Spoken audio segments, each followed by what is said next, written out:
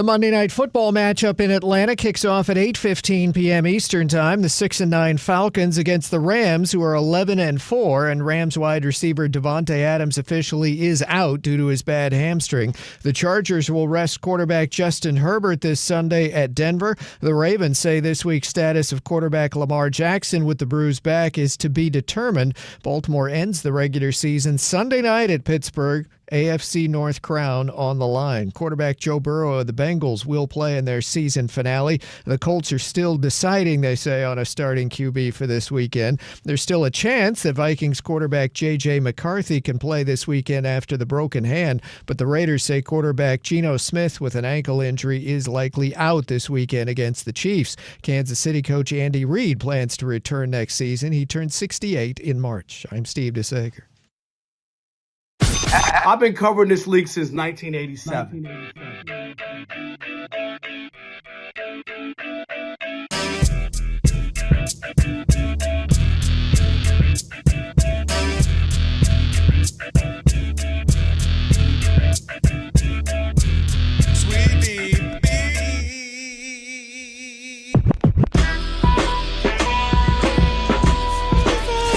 Can this sports writer and this sports fan share a radio show without driving each other crazy? Now, live from the Fox Sports Radio studios, here's Fox Sports Radio's Odd Couple, Rob Parker and Kelvin Washington. Password. Ack, dack, Enter, brother. That's right. Come on in. With that password, you now have full access to this very fine radio program for the next 3 hours. Not 2, not 3, not 4. Thank you, LeBron. Who, me? No matter how you listen in, Fox Sports Radio, foxsportsradio.com, the iHeartRadio app, Sirius XM Channel 83. Wow! And live. We'll do it live. On YouTube. Do it live. Thank you, Bill. I'll write it and we'll do it live. Do it. That's right. Do it. Say my name. Rob Parker. Say his name. There you go. And we are indeed the Odd Couple on a Magic City Monday, the White Snow Christmas edition. How's that? No? The white snow? Yeah, they could Racist. be. They could be. Very, very, very. That's got to be racist. But Very wait a much minute. so. But Kerry, I know you grew up in Alabama. Yes. I just want you to know. That is true. In New York, there's brown snow. Yes. There's yellow snow. Yes. Okay, so That's true. that's why I say white snow, because all snow in New York isn't white. It isn't created equal. Exactly. Okay, I got you. You never saw snow falling from your house when you were growing up in Alabama, did you? I did. You And did? it was super white. That's 'Cause crazy. It was so random. Super white. We got the super white, exciting whites. We got a lot of whites going on today. Okay. You know what I mean? Yeah. Wow, that's amazing. Racist. I just did not know. All right, and don't forget you'll need our phone number because we are, without question, the most listener-friendly national sports talk radio show on the planet. At least when people are still awake. You know how it goes, right? I'm definitely asleep at that time. You got to be awake. Sorry about that, man. Write it down, commit it to memory, 877-99 on Fox. For you laymen out there that can't figure out the numbers and the letters, it's 877-996-6369. It's not trigonometry. Thank you. And if you hear feedback on the line, it's your own fault. It means only one thing. You forgot to turn down the radio. And if you call in here and have a problem with what we say to you, tough, because... Well, I'm talking to you the way I want to talk to you. You have a problem, turn off your station. That's right. Oh. Turn off your station. That's right. There's a little bit of an added effect there, huh? A little punch. And with all that said, always remember... Sweetie Beatty, yeah. There you go. Let's go. Big show. Let me welcome in my co-host for this Magic City Monday as we get ready to usher in the new year. And for 40 years, Kerry, Tire Rack has been helping customers find the right tires for how, what, where they drive. Ship fast and free, backed by free road hazard protection with convenient installation options like mobile tire installation, TireRack.com. The way tire buying should be. And let me welcome in my partner. There he is. Yes, sir. Kerry Rhodes, what's up, buddy? Man, you know it's always a positive on a Monday when I get to come and hang out with you guys. Not just you, but Alex and Rob and Elijah, the whole crew. Why you got to butter them up? I have to. They're the best. They're the best. So I got to say what's up to them. Alex doesn't mind being buttered up once in a while, right? Alex every day if you got it. He likes to be buttered up all the time. Come on now, could be my last day. You never know. You never know, Alex. I know. That's all funny. All right, let's welcome in the Odd Couple crew. I can't believe the year is ending so quickly. So Christmas was good. Everything was good. Christmas was good, man. You're a low key guy, so you didn't do that much. It was low key, chill. Did the family come to town or no? No family came to town. I got family, extended family here. It was very intimate, very chill. Probably like 5 people. Very, very, very relaxed, man. I don't like all the nonsense that happens. Right. Yeah. No, I hear you. What about yours? Same. Yeah. Working, and spent some time with some friends and whatnot. Mm-hmm. All right, I know Alex is already. I don't know where that came from, but hey yo, you getting choked up over the holidays? Over the holidays. I had a glizzy in my mouth. That did not choke me right there. I'm just saying. No. But I'll say this: not often do you get a gift that you want, and you need. Mm-hmm. What you got? My older sister Marianne, and her grandson. Oh God is right. They got me the Bose noise-canceling headphones, which I already had, that I had for 8 years or something. So the cushions are, and the ears are kind of pushed in. Yeah. It's beat up, because I travel a lot. I listen to music a lot on the plane.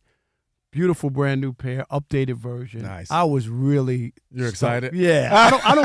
I don't get stoked or you know what I mean? I kind of had everything that I really want. Yeah. That was something I really wanted and needed, so I was very happy. So, well, big ups to sister. Yes. Marianne, Yes, who bought me my first pair of leather sneakers in my life.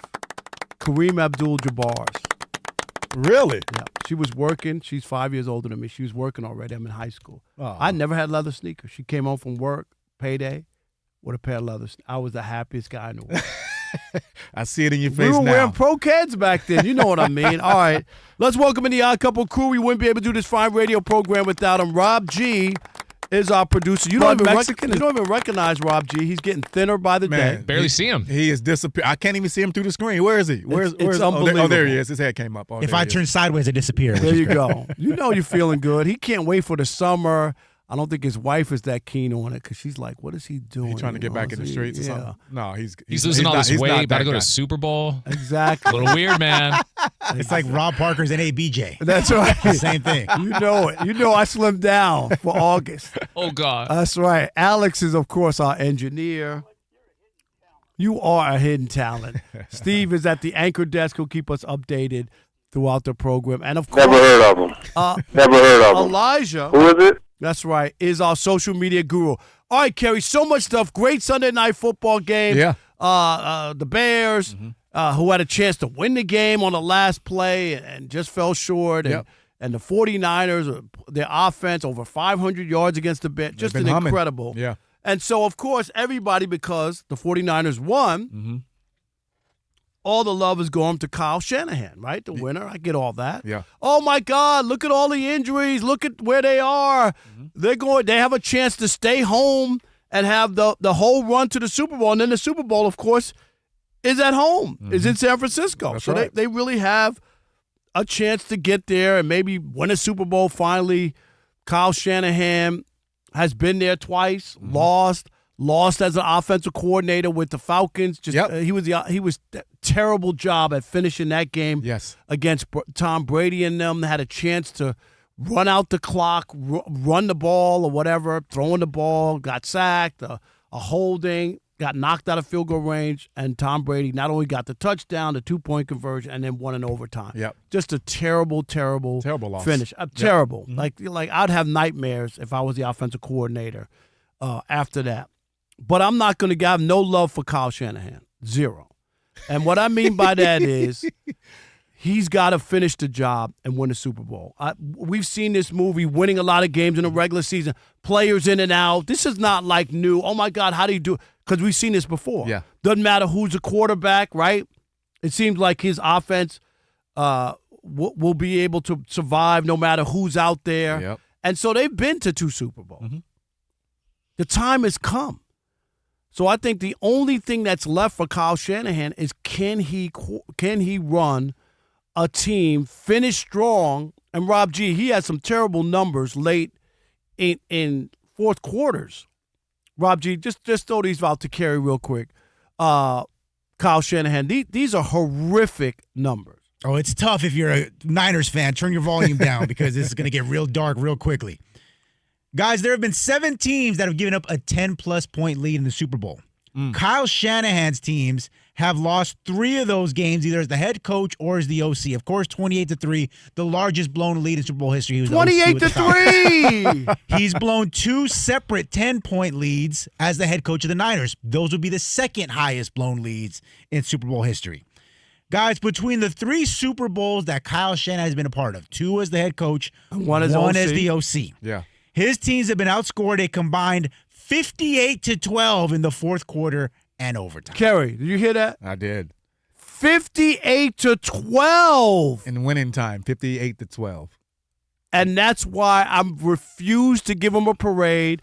I refuse to throw confetti in his hair. I'm not doing any of that about, oh, look at what Kyle Shanahan, he's a genius. Nope. Go win a Super Bowl.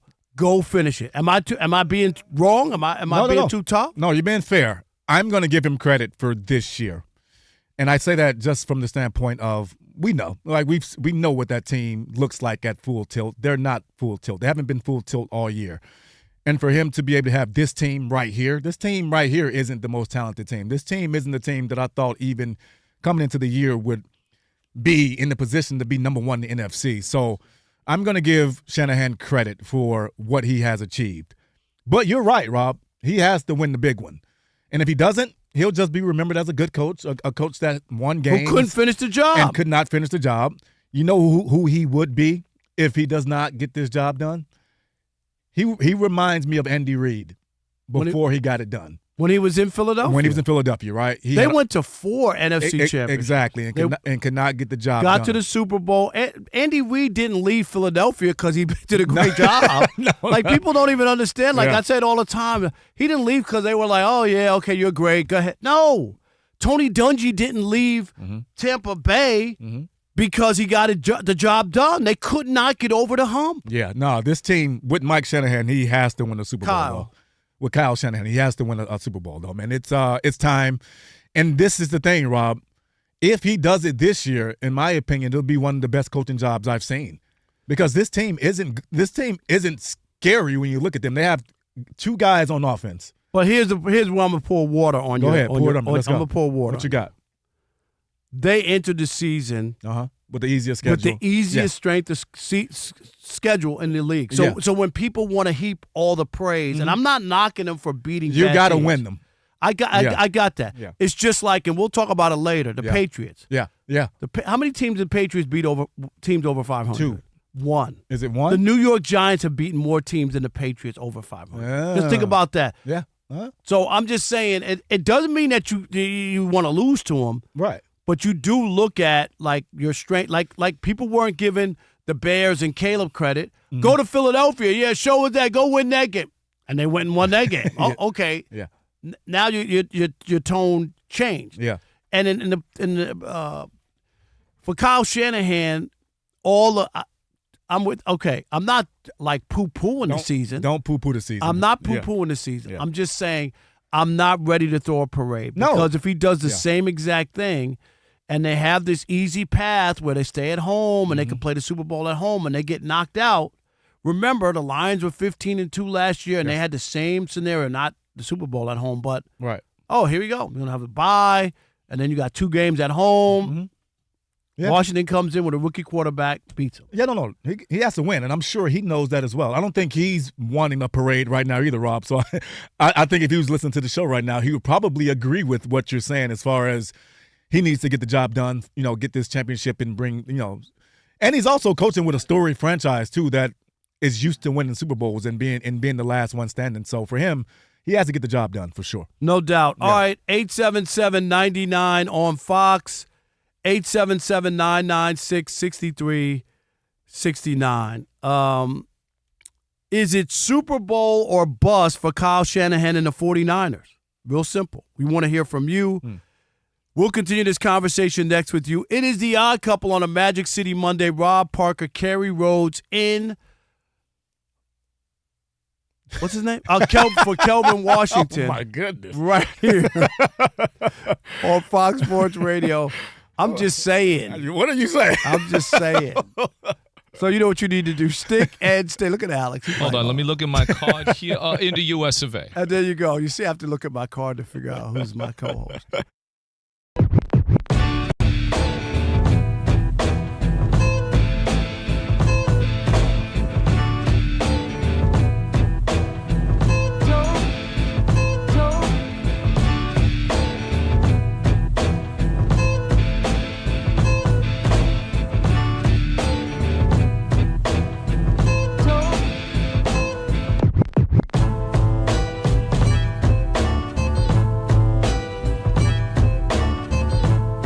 You know what? What? I'm glad he walked out on Steve Kerr, and Steve Kerr deserves all of it. All the smoke. He has created this monster in Draymond Green, and to have him walk out on his teammates and for it to be okay. And I would have told that dude, you better not come back out here, even if he ain't in the game. You better stay there if you're going to walk away from your teammates when you're trying to win a damn game. How dare Steve Kerr? Why does he continue to coddle this guy? Steve Curdle Milk is what you should be called, because your methods of coaching is ridiculous. He allowed him to sucker punch a guy, never even gave him a suspension, let Draymond talk about he walked away from the team and there was no discipline. And then they didn't want to suspend him because they wanted to make sure he was there for the ring ceremony so that he could get there. I would have said you got suspended for 10 games and we're giving out the rings on opening night and you won't get yours that night. I don't understand it. How do the other players allow that? You're another player on a team. You're going to let this guy walk out? Everybody has disagreements. You can't walk out on your teammates. What kind of coach has Steve Kerr turned into to allow this guy to do whatever he wants and then come back out? Kelvin, seriously, you play basketball. Come back out for what? You walked out on us. We're a team. Win together, lose together. We can argue. You can't walk out. It's ridiculous. I don't understand Steve Kerr, but I'm glad. Draymond, he's giving you a ton of rope. Use it. Make him look like the fool, because that's what it looks like. Really? Steve Kerr has no control over the team? You can walk out. Don't come back here.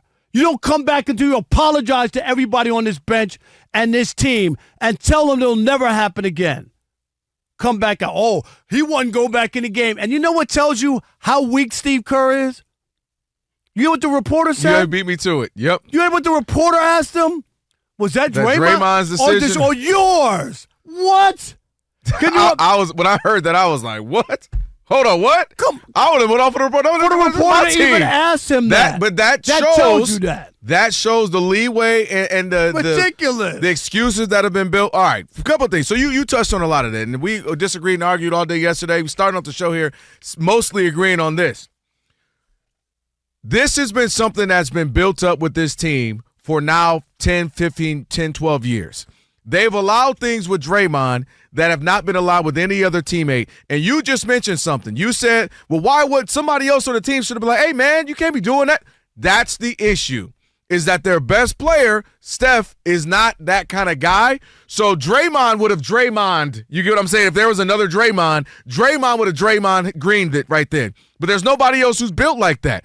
And so Steve Kerr has built and created where Draymond gets away with stuff that nobody else could get with. Because if Draymond tried to get away with the stuff Draymond does, he would have let him know. He would have checked him. I don't doubt for 1 second if Michael Jordan was on that bench, he would have grabbed him and said, where are you going? Hey, where are you going? Where are you going? Or the opposite.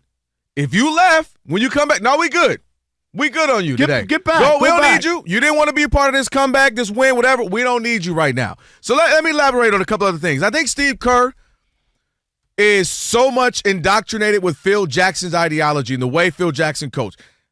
Phil Jackson was so unique. He was telling Dennis Rodman, hey, go blow steam off in Vegas. And I think Steve Kerr adopted too much of that where I know I got different personalities. I got to allow this guy to do that. I got to let this guy do that. I'm going to give him leeway. I'm going to be harder on him. And I think he's trying to do that too much.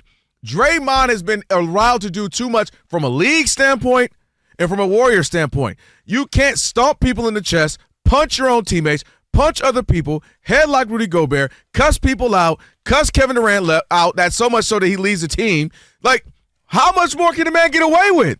And that's the thing that blows me away. And Steve Kerr has to have at a point where he puts his foot down, or that team. Who checks Draymond? Nobody. Does anybody in the organization check Draymond? Does the bully ever get bullied? And it reminds me of a scene in one of my favorite movies, Road to Perdition. Anybody ever seen Road to Perdition? There's a scene where basically the head boss man, his son is just a terrible, incompetent gangster. Tom Hanks is really the one who should be his son, but is not his biological son. The bad dude, the bad son, goes off, does some wild stuff, and even hurts Tom Hanks' kids, kills his family and everything. And then basically Tom finally gets to him and he says, well, why you let him do that? And he said, well, that's my son. What did you want me to do? And that's what Steve Kerr has created, where they look at Draymond and go, well, I mean, that's our guy. What do you want us to do? No, somebody check him.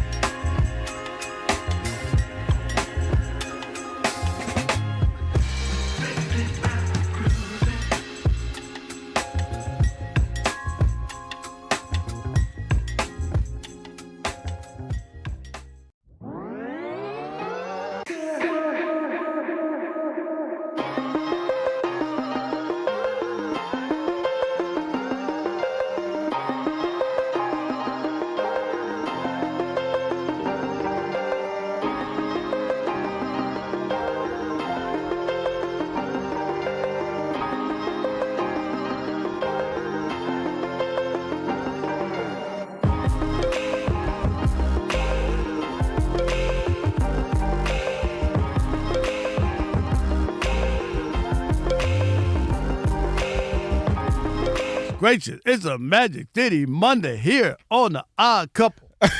He got excited, too. You know it. Hey. Come on, man. Hey. Don't let this gray hair fool you. I used to be a devil out there. You used to be a devil? Yeah, I used to. Hold up.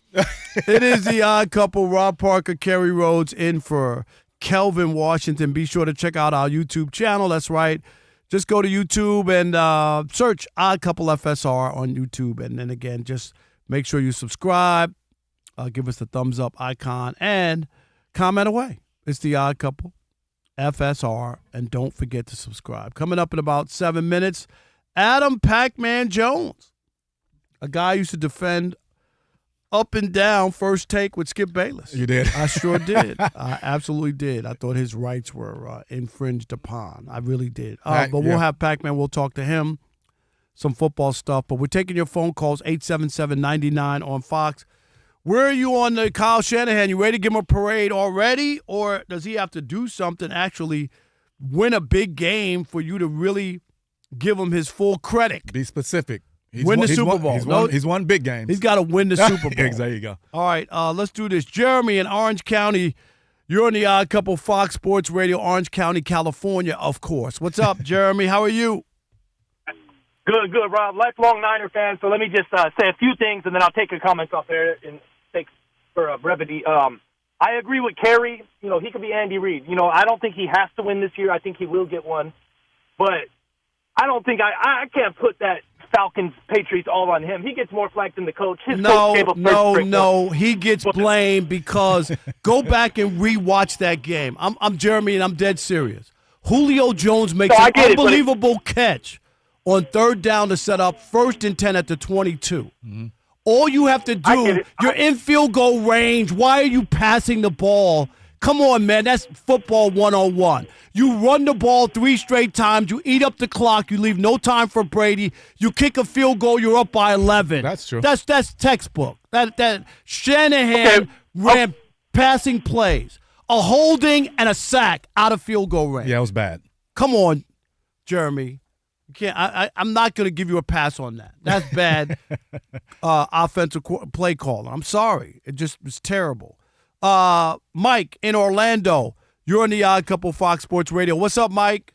Let's start with I love the show. Let's do it every night. Thank you, Mike. We appreciate you. We really do. Thank you.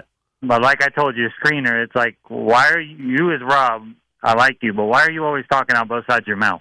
What are you talking about? 1 minute you say we shouldn't punish the Caleb Williams for the teams that he plays, but then you say we should punish the Niners for the teams they play. No, I didn't say that. I'm saying to you, listen to what I'm saying, that I'm not going to give Shanahan a parade for having a good record during the season, okay, like they're trying to crown him. They've already done that. He's been to the Super Bowl twice. So this is what they do. This is not new this year. And I'm just telling you, they had the easiest schedule coming in. So this is what Shanahan does. He piles up wins during the regular season. My only point, Mike, is at some point you got to win. Otherwise, you become Marv Levy with the Buffalo Bills, who went to 4 straight Super Bowls and never won. Bud Grant with the Minnesota Vikings went to 4 Super Bowls, never won. It ain't about going. Do you want to go and stand outside the Playboy Mansion, or do you want to go in? I want to go in, Mike. Mike don't want to go in. Mike gone? Maybe he went inside. He was at the door knocking and got let in. You get my point. At some point, you got to punch your ticket. Ramon in Indianapolis. You're on the Odd Couple Fox Sports Radio. What's up? And I'm glad the Colts didn't make the playoffs. Oh, my God, man. We're sitting up here. First of all, Shanahan has got to win it. He'll be Jeff Fisher, who didn't win it.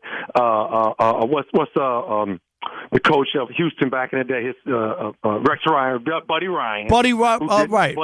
Piled up wins, didn't win it. You've got to win it. You play to win the game. You got to win the big one. Yeah. Just like Josh Allen yesterday, missing that throw by 10 feet. Dude, and then I know wide open. I had something about that, throw too. that in there because the national radio always makes excuses for him. If that had been Lamar last year, Lamar hit Mark Andrews in the hand, and yet it was his fault. Jalen can't get any respect. He's got a ring, so you got to win the big one. Here, we got a 45-year-old who said it just was a blast. He had fun. So you know he was selfish. He was thinking about himself. They lost all the games. They should have played the rookie from Notre Dame to see what he got. You don't have a first round. Man, it's a laughing stock here, but that's what you get here in Indianapolis. And that Sauce Gardner trade is horrible now. It is. Guess what? Sauce Gardner was 1-7 with the Jets and 1-7 with the Colts. How about that? 2-14 on the year.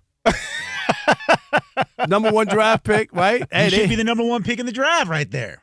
Unbelievable. Worse record than the Raiders. That's right. Is that crazy? No.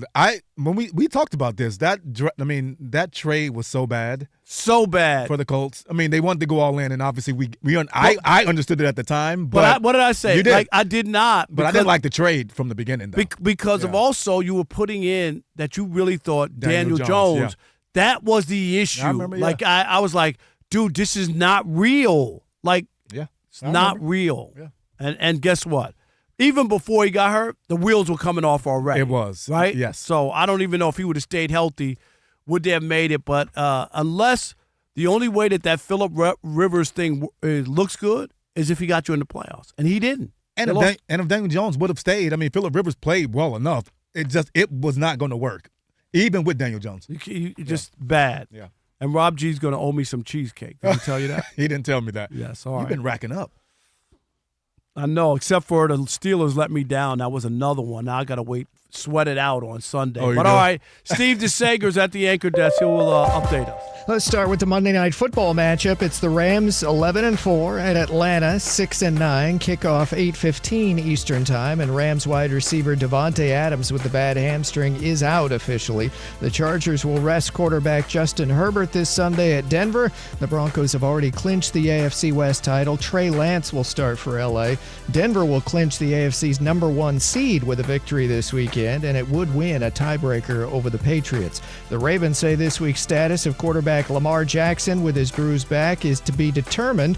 Baltimore ends the regular season at Pittsburgh Sunday night, AFC North title on the line. Quarterback Joe Burrow of the Bengals will play in their season finale against the Browns. Dallas will start quarterback Dak Prescott again Sunday at the Giants.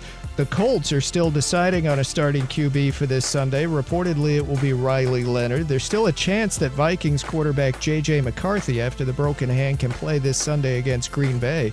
The Raiders say quarterback Geno Smith with the ankle injury is likely out this weekend against the Chiefs, who will be starting a third-string QB. Las Vegas could get the number 1 overall selection for the spring. Washington quarterback Marcus Mariota with quad and hand injuries has yet to return to full-speed movement. Washington's at Philadelphia Sunday. He missed walkthrough today.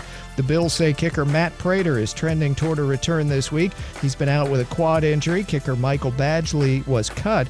Chiefs coach Andy Reid plans to return next season. He turned 68 in March. Browns coach Kevin Stefanski would not discuss his future there. Notre Dame coach Marcus Freeman is staying with an enhanced contract reportedly.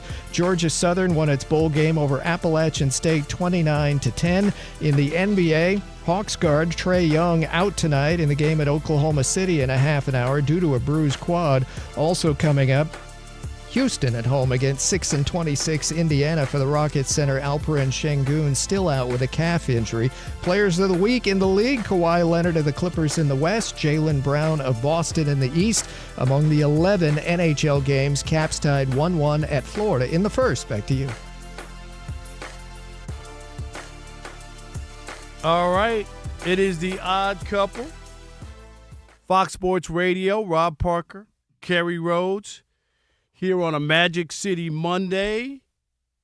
Now let's welcome in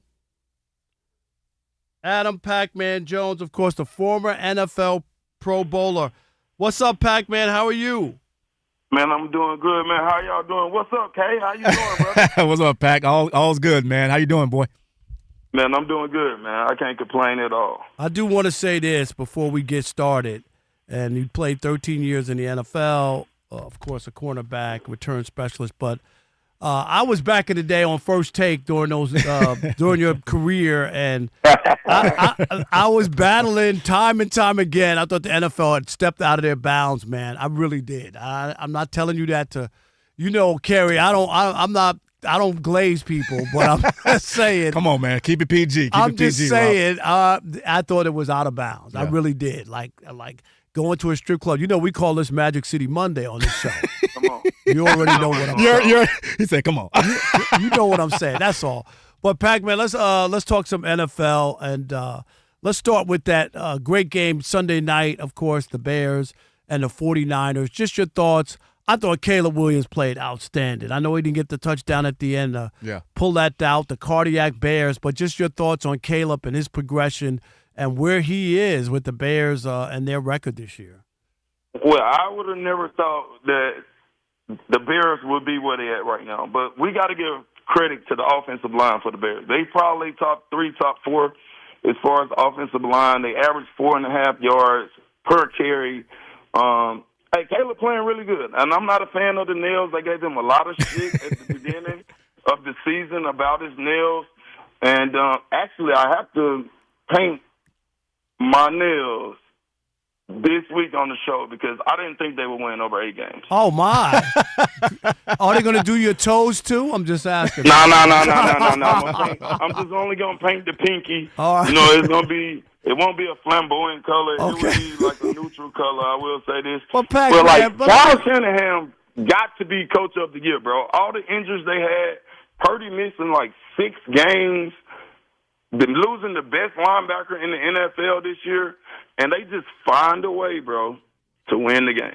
Hey, Pat, I want to ask you about your former team, one of your former teams in the Bengals, and obviously every year coming into the season, we always kind of crown them as one of the most dangerous teams in the league because they got Joe Burrow, they got the receivers Higgins and Chase and all that, but their defense has been bad for the last, 4 or 5 years, in my opinion. No, horrible. Bad is an understatement. Exactly. How are they going to fix that team? We know they're usually, cash poor when it comes to, having the money and having the resources to get it done. How do they get that situation fixed in Cincinnati? I hate when people say cash poor. Man. They got the highest paid receiver in the game right now. They got the third highest paid quarterback. They've paid Joe Burrow. They paid Chase. And paid T. Higgins, and also played the DN that only played, 2 or 3 games. That's right. That was meaningful of this year. So, I ain't going to say they cash poor. Now, the way they choose to spend their money there you go. could be worked in a different way. But we got to get some veterans. We need a veteran offensive lineman. We need a veteran linebacker, a veteran safety. And when I say veteran, I mean that's the made some plays that understand what Lou is trying to do. Lou. I miss Lou. Damn, I do miss Lou. Understand what we're trying to do as a defense. I just don't like the match coverage, and I understand he was good in college, and you know who I'm talking about. I ain't saying no names, but the coordinator, he was good in college. But it's a lot of what's the word? It's a lot of It's no principles to the defense when you playing match coverage. I hated it. I played it in Denver. It wasn't. I want my man. Give me my man. Let me handle my job. But when we're playing match coverage, when they come out in bunch, or you got this guy, if he come this far, there's no principles in the defense, if you ask me. But I do think that Joe Burrow, my sources said, that's what the conversations have been about the last couple of weeks, about that we need veteran guys on defense. Or are you going to spend money to get us some veterans on defense? Offense, they'll figure out a way. When you score 30-some points a game, or even 24 points a game in the NFL, you expect to win the game. Yeah, but don't you have to put some of the blame on Joe Burrow? He got the receivers paid. They didn't leave money for defense. You can't. Nah, you can't do that. No. Why not? As a player, we want. Hell no. As a player, we want everybody to get paid. No, but everybody. And everybody this knows is the Cincinnati Bengals. So is it Tua's fault that they suck down there? No, but my point is not because of what he got paid. My point is, dude, you got to think about. Okay, this is nice to have 2 receivers. Hell no. Don't you need somebody to protect you on the offensive line? Don't you need somebody playmakers on defense? Like there's other things that you need. You don't need both receivers. But I think Zach at top dollar. Right. Joe have gotten hit, but he ain't got hit that much this year compared to his first 2 years in the league. And I got another pushback for you. Kyle Shanahan is not the coach of the year, not even close. Liam Cohen in Jacksonville. No, wait a minute. They had 4 wins last year. This is first year as coach, and they won 12 games. No. Ain't no way Kyle Shanahan is coach of the year. Jacksonville was dead. He paid a wide receiver $100 million, and he is playing race car down in Miami. He lost the best linebacker in football. He didn't even have his quarterback for 6 weeks. He didn't even have the running back the first 2-3 weeks. Wait a minute. Jacksonville was dead in the water. Are you kidding? Travis Hunter's not even playing. They went from 4 wins to 12. They went from 4 wins to 12 wins. The defense is playing good there. But no, come on, man. No, you want to bet some lemon pepper wings for Magic City? Pacman, want to bet some wings, lemon pepper? One of the best coordinators in the league. Hey, Pac, you hear him? Hey, you see when you first came on the show, he was showing you love. Now he's trying to bet you for wings, I'm Pat. betting you wings. ain't no way Kyle Shanahan's going to be coach of the year. I'm just telling you. It ain't going to happen. What's the other team? Tonight. Hold on. What if they win this week, have home field advantage? The Super Bowl is where? I'm quite sure you know. Where is it at? In San Francisco, but it still has nothing to revitalize a dead franchise that won 4 games last year. Nah, he ain't no coach of the year. Yo. All right, hey, let me ask you about the Rams are playing tonight. Where are you on them? How good are they? Could they get to the Super Bowl? And are you a Matthew Stafford guy? I I like Matthew Stafford. He is the MVP this year. We had a conversation on my show. Shout out to Politely Raw. We had a conversation on the show today. Should it be Drake Mays or Matthew? He got 10 more touchdowns. Drake Mays got like 200 more yards than he got as far as passing wise. But I like Matthew. He's a Georgia boy too, so you know I like him. Yeah, Matthew Stafford's the guy for sure. I mean, he needed on his resume as well. He's played well enough for it. The team, I think, it's the best team in the NFC. It's by default. It's by default. By default? Yeah, it's by default. Rob. Why you say by default? Rob does like Pac. You got to know that he's an anti-Detroit guy. No, I'm not. And so I when worked there for Detroit, 20 when he was there with years. Matthew Stafford, he has to I stay saw with Matthew him. So. as we called him in Detroit, Stat Padford. I've watched his whole career. No. What was the other team I wanted to ask you about? Philadelphia. Philly. Just tell us one last thing. We got about a minute to go, Pacman here. Philadelphia, they get the win, but again, a struggle. Second half. Yeah. Can't score. Jalen Hurts 0 for 7 or 8 passing, which is crazy. 17 total yards in the second half. Yeah, crazy. What do you make of Philadelphia? I can't see them repeating, but obviously they're going to get into the playoffs. But what's going wrong here? Definitely not repeating. I don't believe all the hype. I think they're a decent team. Their conference is subpar, the worst conference in football. Mm-hmm. And it's a lot of eye guys on the team.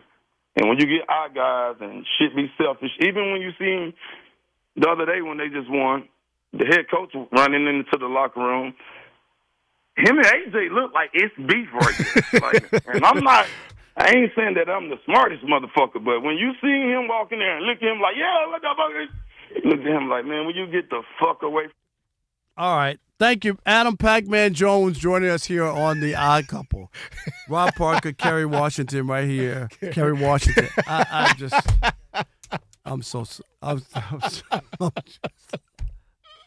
just Rob Parker, Kerry Rhodes right here on The Odd Couple, Fox Sports Red. Sorry, Kerry. I'm just like, all right, let's do this. Of course, we got Shekel City coming up. And if the Rams want to make a deep playoff run, they have to win tonight. I'll explain that next. It is The Odd Couple. Rob Parker, Kerry Rhodes right here on Fox Sports Radio. Stick and stay. Oh, God. Your athletes aren't helping your case to be on air in the US of A.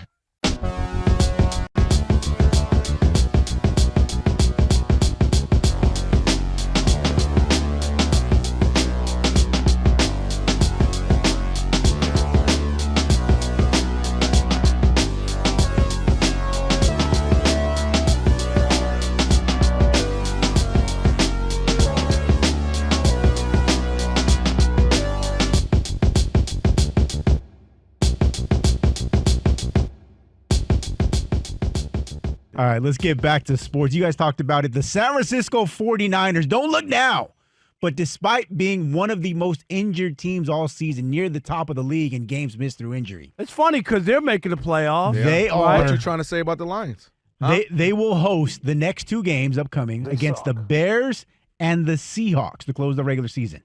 If they win both of those games, they will be the number one seed in the NFC, which means they could theoretically not have to leave the Bay Area all the way through and including the Super Bowl. That's where they're at right now with San Francisco. They've won 5 straight, each won by double digits, averaging a league-high 34 points a game during that span. Their offense has been so good, this is a fun stat, they have not punted the ball in the month of December. Seriously, they haven't punted. That is incredible. Kyle Shanahan duct tape and paper clipping this roster together, and they are now on the precipice of the top seed in the NFC. Well, they better go get it now. It's the same conversation we've had about Josh Allen, except for they've been there before. They've been there a couple of times in this era. There's really, listen, you've been able to, and credit Kyle Shanahan for able, as you mentioned, them and the Lions have been so beat up, bruised, battered, yet unlike the Lions, they've been able to find ways to win. They got Mac Jones. Mac Jones. He came out and performed well for a handful of games. Now Brock Purdy's back. They've won 5 straight with him. Offense looks good. You got the key cogs in your offense running. To me, Rob, I look at this as if you're Kyle Shanahan, hey, man, if not now, then when? Well, if not now, then when? You've been here before. You've gotten there a couple of times. You got the NFC Championship games. Your quarterback that you invested a bunch of money in, he's able to get healthy. You've able to get your running backs been going good. McCaffrey, Kittle's still there. Ayuk is still back. You still got some other weapons. Defense has been kind of a bend but don't break since they lost so many guys. And I look at this team. This is one of those few seasons, Rob, it's kind of open. You know, you don't have the behemoths of the Chiefs when they were in their like absolute peak. There's no Tom Brady sitting around. You know, this isn't the 90s Cowboys or anything like that where you're like, we got to go through them. This is, to me, as open as it's really been in quite some time. So if you're Kyle Shanahan, this is the one where you have to coach your way to finally not get there, get it done. And be like these two teams, Rob G. You talked about got a chance to play all the way up into the Super Bowl. The Rams won it in L.A., the Buccaneers won it down there in Tampa. So it's happened twice in the last 5-6 years. Go ahead and make it happen again for yourself. But he has to get it done. What's the point of, you've knocked on that door. You've been there enough. Kick the mug in now. I have zero confidence in Kyle Shanahan. And I'm not convinced he's a regular season one-trick pony. Like he's had postseason too, because he's gotten there. Yeah, no, not Super Bowl. No, but he's lost 3 Super Bowls with disastrous finishes in all of them. So it's one thing to get there, like to continue to do the same thing where you have a complete meltdown when it matters most. Some people aren't made for that stage to be able to finish the job. I can't believe you would disrespect Marv Levy like this. I'm just saying. This is crazy. He's the new Marv Levy. Marv Levy's sitting there minding his own business. He's still with us, right? No, I'm not so sure. Is Marv Levy still with us, Rob G? Well, if he is, he's 95 years old. Okay, Marv Levy, I don't think he's coached the Buffalo Bills in a long time. But my point is simple. I don't trust Kyle Shanahan. I don't. I don't look at them, despite all the winning that they've done, where they are once again in the, winning all the games, where they are in the season, and going into the postseason. We've seen this with different quarterbacks, different situations, and the end result always seems to be the same. Don't forget, it took a colossal collapse by the Lions for him to win. Don't forget. Go look me in my eyes. I'm just saying. Boy, you pushing it. Because you already know, like that should have been it right there. And people wouldn't be talking about Kyle Shanahan the same way that they are. But if you look at that, collapse to the Patriots, that was unbelievable. And I know he wasn't the head coach, but he's the offensive coordinator. And it was the offense that decided to not run the ball and pass it all the time. First and 10 at the 22. They were in field goal range already. 2 passes. A hold, a sack. They were out of field goal range. Like, really? Just kick the field goal. You go up. You're up too many. You win.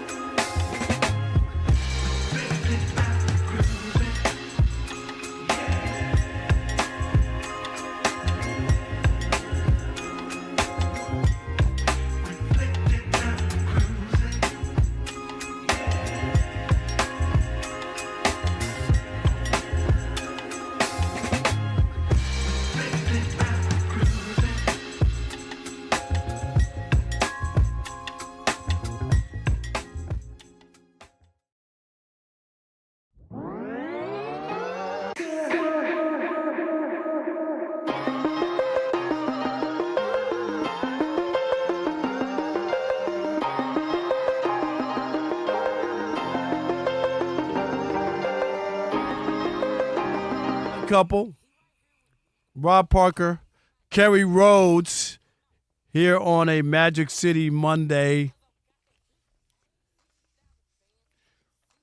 And you know what? It's now time for the Tire Rack play of the day. 2 left, 2 right. ETN back in there. Dropping his Trevor. It's a quarterback draw. To the 5. He's going to walk into the end zone. What a play call. Trevor Lawrence runs it in from 6 yards away. His second rushing touchdown of the game. And Jacksonville has taken the lead. There you go, Jags Radio, the play of the day, brought to you by Tire Rack. For over 40 years, Tire Rack has been helping customers find the right tires for how, what, and where they drive. Ship fast and free backed by free road hazard protection with convenient tire installation options, like mobile tire installations, where they bring it to you, right? Not work, home, all that. TireRack.com, the way tire buying should be. All right, now let's do a little Shekel City. Welcome to Shekel City, the home base for Rob Parker's daily picks against the spread. On Friday, I was 1-2. That gives me a record of 102-94. Here we go tonight. A little Shekel City, a little football and basketball. First, I'm going to take the best bet, the Rams -7 in Atlanta to take on the Falcons. Yep. They don't beat the Falcons. I mean, then again, Matthew Stafford here we go. 3 interceptions. I'm just saying. God. Here we go. I got the Spurs -3.5. They host the Cavs in San Antonio. And I'm going to take Houston. I know it's a big number. -13.5. Taking on the Indiana Pacers.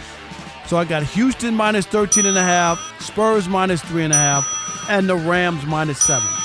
And remember, Kerry, I'm not telling you who to bet on. I'm telling you who I bet on. Did I do that? Did I do that? No, Adam Bagman Jones did that.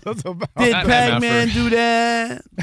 That's where you earn your money, Alex. Yeah. Did you sprain your finger? I'm a little weak right now. You're a little weak. Yeah, you need some fruit or something. A little WD-40. I'm a little weak. You haven't worked out that finger in a long time. like that. Well. Oh my goodness. Hey. Hey, yo. Hey, yo. Hey, yo. Rob G, big game tonight. Not for the Falcons. No, it's a big game for the Los Angeles Rams. That's right. Or as I like to call them, the Lambs. Because if they do not win each of these final 2 games, now this game, obviously, there's going to be some competition. Next week should be a cakewalk. Rest our guys. Let's get out of here for week 18. So this is really the game they got to take care of. Yeah. Because if they win these next 2, they will lock in the 5 seed. Why is that important? The 5 seed in the NFC will travel to take on the winner of the NFC South. Yes. That division is terrible. Yeah. If somehow the Rams fumble away one of these next 2 games, instead they could find themselves down to the 6 seed, which means traveling to either Chicago or traveling to either take on the Eagles. So you got to get it done last here. year. Yeah, they'll beat the Eagles. They'll beat that one though. The Chicago one will be hard. The conditions will be tough. You know, Caleb's playing well. Yeah, that'll be a tough one. They need to win for sure. Yeah, definitely. Yeah, they got to win. Yeah, and I'm not as convinced as everybody that the Rams are going to the NFC title game or whatever. I picked the Rams to go to the Super Bowl. So I understand. Just so you know. Yeah. You still feel good? I still feel good. And even though the NFC is pretty tough. NFC is good. It's not that tough. Yeah? It's a little overrated. Okay. Yeah. I mean, you think about the top teams over there. Who you think? Who's the top team in the NFC to you? Before we get out of this break. That's good. I don't feel as good about the Eagles. Right. Okay. Who else? I don't. Right. I don't feel that good about the Rams. Okay. And who else? Who do you feel good about? We know who you don't feel good about. Right. Who do you feel good about? And I picked the Packers originally. No, I'm just saying. I know. That's who I picked. Yep. Originally. I like the Bears. I like what they have. I like the idea of a team that is never out of the game. Yeah, I think there's something there. Even last night, they lost, and the 49ers had their way against and they still didn't just roll over. It could have been like, we're not winning this. We can't stop them. They got 500 yards in offense, right? We can't. Still had a chance to win. So who do you think is better than them in the NFC? The Rams. And then you also got the 49ers, right? 49ers are good. So, yeah. I mean, they're good or they're just good. And then Seahawks. So I would take, if I'm just over the Rams. So you'll take Darnold over Matthew Stafford? No, I didn't say Darnold. No, I know. I would say the 49ers to me would still have a chance to get to the Super Bowl. My big thing is, can they win it? I know. Not can they get there, because they've gotten there twice. Yeah. So who'd you pick? So you had Baltimore, I had Baltimore and the Rams. Yeah. Okay. So neither one of your teams is getting there. That's not true. No, I would take the 4 at this point right now, 49ers or Bears. The Bears just got something going. I can't sit here and say definitively, but if you're asking me to like after last night and those two met in the NFC Championship game, I would take the Bears. Wow. I would. All right. Because that was in San Francisco. I'm just saying, like, they should have gotten drubbed there. And they fought. They did. And that's something you could take back with you. Do you know I what like I mean? I like the Bears story for sure. But but the Rams still, I think, is the best team in the NFC. All right, hour number 2. Can't wait. Kerry's been wrong before. I'm just telling you. We are Fox Sports.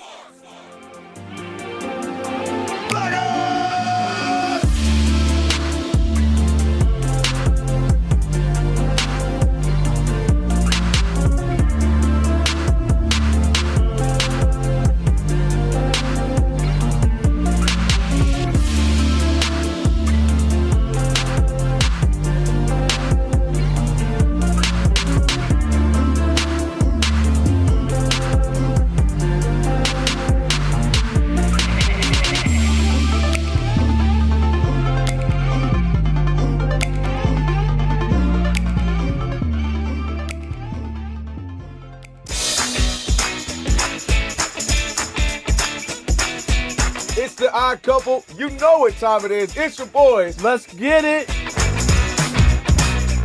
The Odd Couple is fun. Check. And informative. Check. What's up, America? You want to talk sports with 1.5 of the best-looking guys in the game? That game was incredible. You are wrong. You'll be king of the water cooler. What's it like working with Rob? Rob in his mind is like Chris Rock mixed with Richard Pryor, so I'm running out of fake laughs. Ha ha, Rob. Rob is very passionate. Son, you ain't ready for this. Well, I don't have BS in my game. I'm straightforward. I'm honest. You say Brady's the greatest quarterback of all time, but Eli Manning beat him twice. And, of course, it doesn't hurt that I'm right most of the time. Kelvin is the nice guy, wants to make everybody feel warm and fuzzy. You done? Let me tell you the truth. I bring the energy, a youthful energy. Rob's not gonna see this, is he? And I bring an honest opinion. Michael Jordan, I can't take it anymore. I need a break. I'm gonna go play baseball. Trash Talking Tuesday is the best. It's a great opportunity for folks to call in and they get to trash whomever. Who you trashing, Roger? I'm trashing LeBron James and Michael Jordan. Oh, okay. They can't even hold Wilt Chamberlain's shoes. Stop talking about the king like that. It's a new era. Let LeBron be the best, please. I only recognize one king in the United States, and that's Burger King.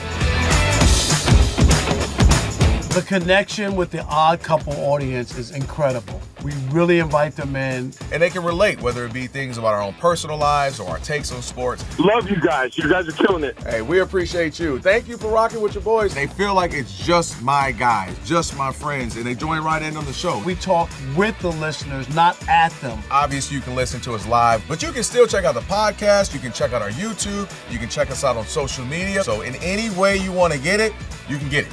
Yes. There's some yelling. It is some hot takes. It's a whole lot of fun. I'll give you that. It is fun. I agree. Begrudgingly. The Odd Couple. Sports talk that's too good and too fun.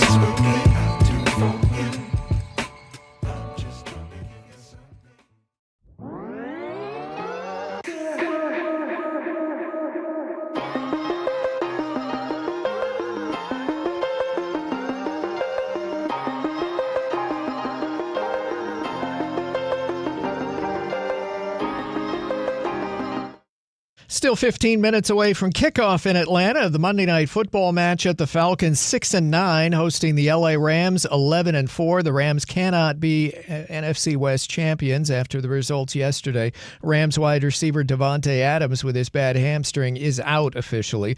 The Raiders say quarterback Geno Smith with an ankle injury likely out this coming weekend against the Chiefs. Kansas City coach Andy Reid plans to return next season. He turns 68 in March. Browns coach Kevin Stefanski would not discuss his future there. Cardinals coach Jonathan Gannon said he expects to retain his job. Arizona is 3-13 with 8 straight losses.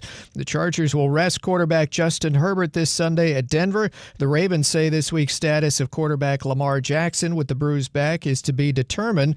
There's still a chance that Vikings quarterback J.J. McCarthy, after the broken hand, can play this Sunday against Green Bay. I'm Steve DeSager.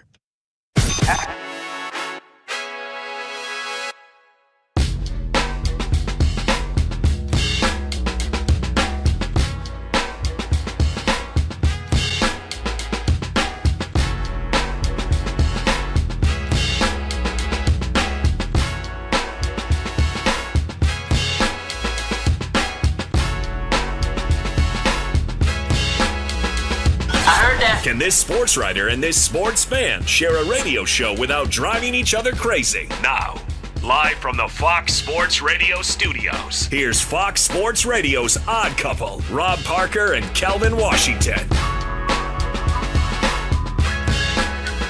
Hour number 2 on a Magic City Monday, indeed.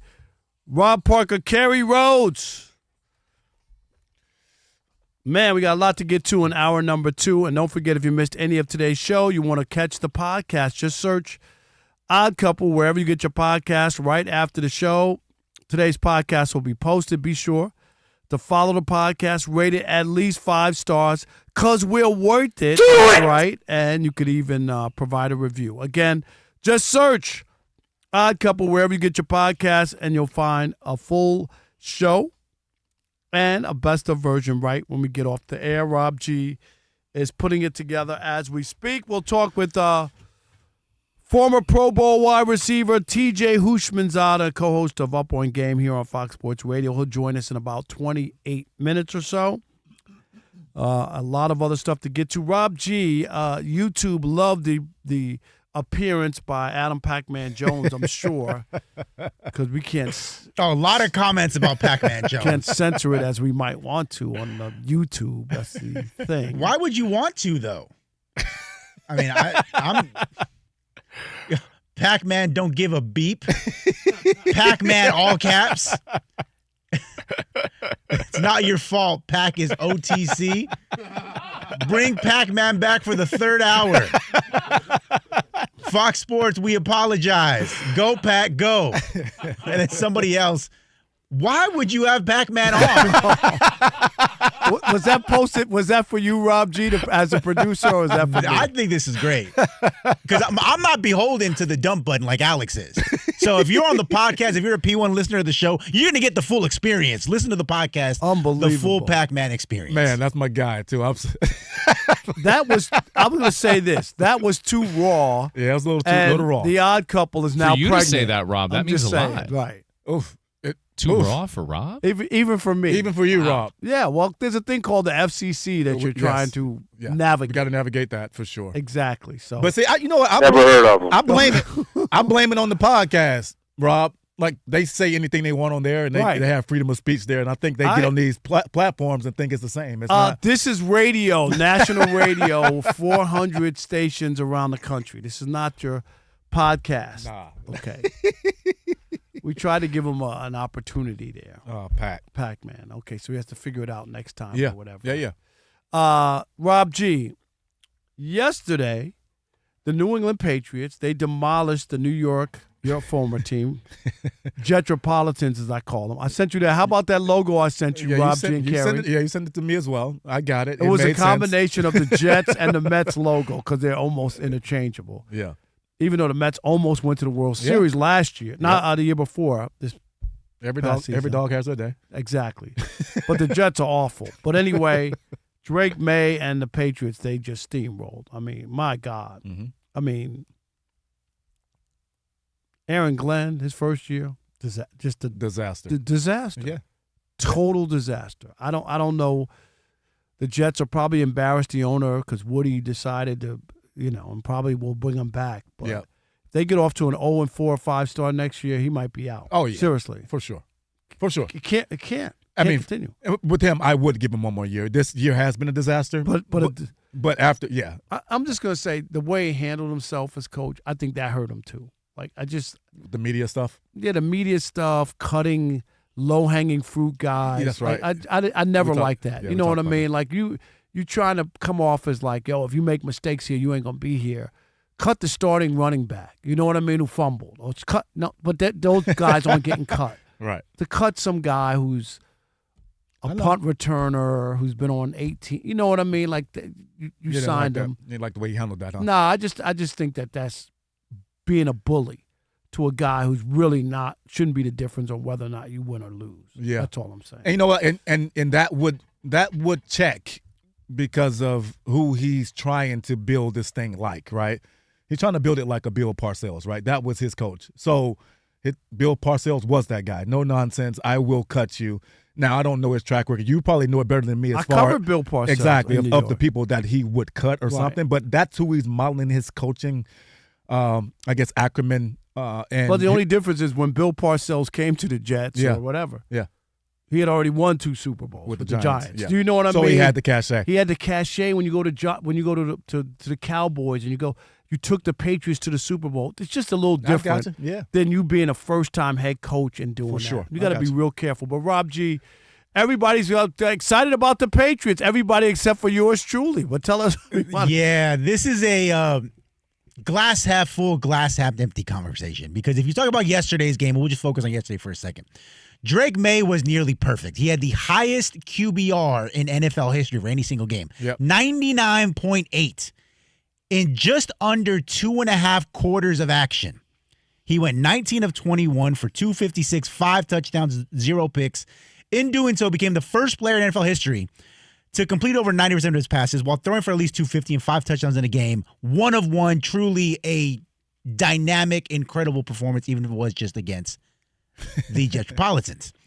On the season, leads all qualified quarterbacks in completion percentage, average yards per attempt, and passer rating. So he does have a legitimate case to winning the MVP. He's currently second at odds at BetMGM. Here's the glass half empty version of that conversation, though. On the season, you mentioned it, Drake Maye and the New England Patriots have only 1 win over a team above 500. That's less than the New York Giants, who have 2. That 1 win came against the Buffalo Bills. They went 1-1 against them. You heard all those stats earlier, what Drake Maye's doing. That's good. On the bad side, going up against the Buffalo Bills, the only good team they've beaten, 1-1, completion percentage down about 5 points, yards per game down almost 40 yards per game, 0 touchdowns, 1 interception. There it is. I mean, and you got to play who's on the schedule. Yes. I'm not knocking it. I'm not. You know what I'm going to say, yes. But when I do a deep dive and I'm trying to decide who's going to be the MVP, go back. Rob G, was it the last one that Aaron Rodgers won, his last MVP, number 4 over Tom Brady? Tom Brady had better stats. Mm-hmm. Aaron Rodgers had bigger wins. Mm-hmm. Remember he went to Arizona when they were 7-0. He went there without Devontae Adams, and they won on the road. Yep. Like he had wins like that where you look and go, wow. Mm-hmm. Where Brady had more touchdowns and more yards and stuff, and Mm-hmm. people didn't just go for that. Like he didn't have those kind of signature wins. Yeah. And that's what you're looking at. And against the best team, you just said it, no touchdowns and 1 pick. Yeah. Even though they're 1-1, wasn't him when they won the game. No. Yeah. And so when you look at those stats, that's kind of, I'm going to be honest, it's kind of where, like, when they put up Matthew Stafford's numbers Mm-hmm. and they say, oh, he's 7th in this, 10th in Yeah, that. they They look up. great. Yeah. Right? Look great. No All-Pros, 2 Pro Bowls. 1 was a reserve, Mm-hmm. because somebody got hurt. Of course, yeah. Like that. Those are the things that should scare you because the numbers are so big, but then you got to understand how they were accumulated. I covered the Lions on home and road for almost 20 years Mm-hmm. as a columnist in Detroit. Lions down 21-0. Here we go. Yeah. No, seriously. No, I know. You're right. And you know, you're right. And yes. you know, as a defensive player, cornerback, they're going to throw in front of you as long as they don't go over the top. You're okay with them. Am I right? Like the game has to progress. They got don't throw the ball 100%. In front of you. They're not going to run the football. Right. You can't run the football. You're down 21-0. You're down 17-0. You got to throw the ball to try to get back in the game. You're not going to have a 9-minute drive to get one touchdown. Yes. So a lot of those stats. That's why he got the nickname Stat Patford in Detroit. Yeah. But anyway, in this case, it's the Patriots. I get their record. I get their turnaround. Everybody wants to crown Mike Vrabel. Oh my God, look at the job he's done. It just feels empty to me. And there are stats and win totals and stuff that feel empty sometimes. Yeah. Because I can't really get to where's the signature win? Where's that one that really where you're like, wow. Like I mentioned with Caleb earlier. Mm-hmm. There were a lot of people. Oh, the Bears. Well, okay. Go to Philadelphia and win. Yeah, he did it. They did it. Yeah. And those are the ones where you look. And then when they beat the Packers in that fashion, you know what I mean? In that style, you're down by 10 with 2:05 to go, and you win the game in overtime. Mm-hmm. People don't forget that. Those are those moments, and that's what I'm saying. Drake Maye and the Patriots, for all I know, they're in the witness protection program. I can't.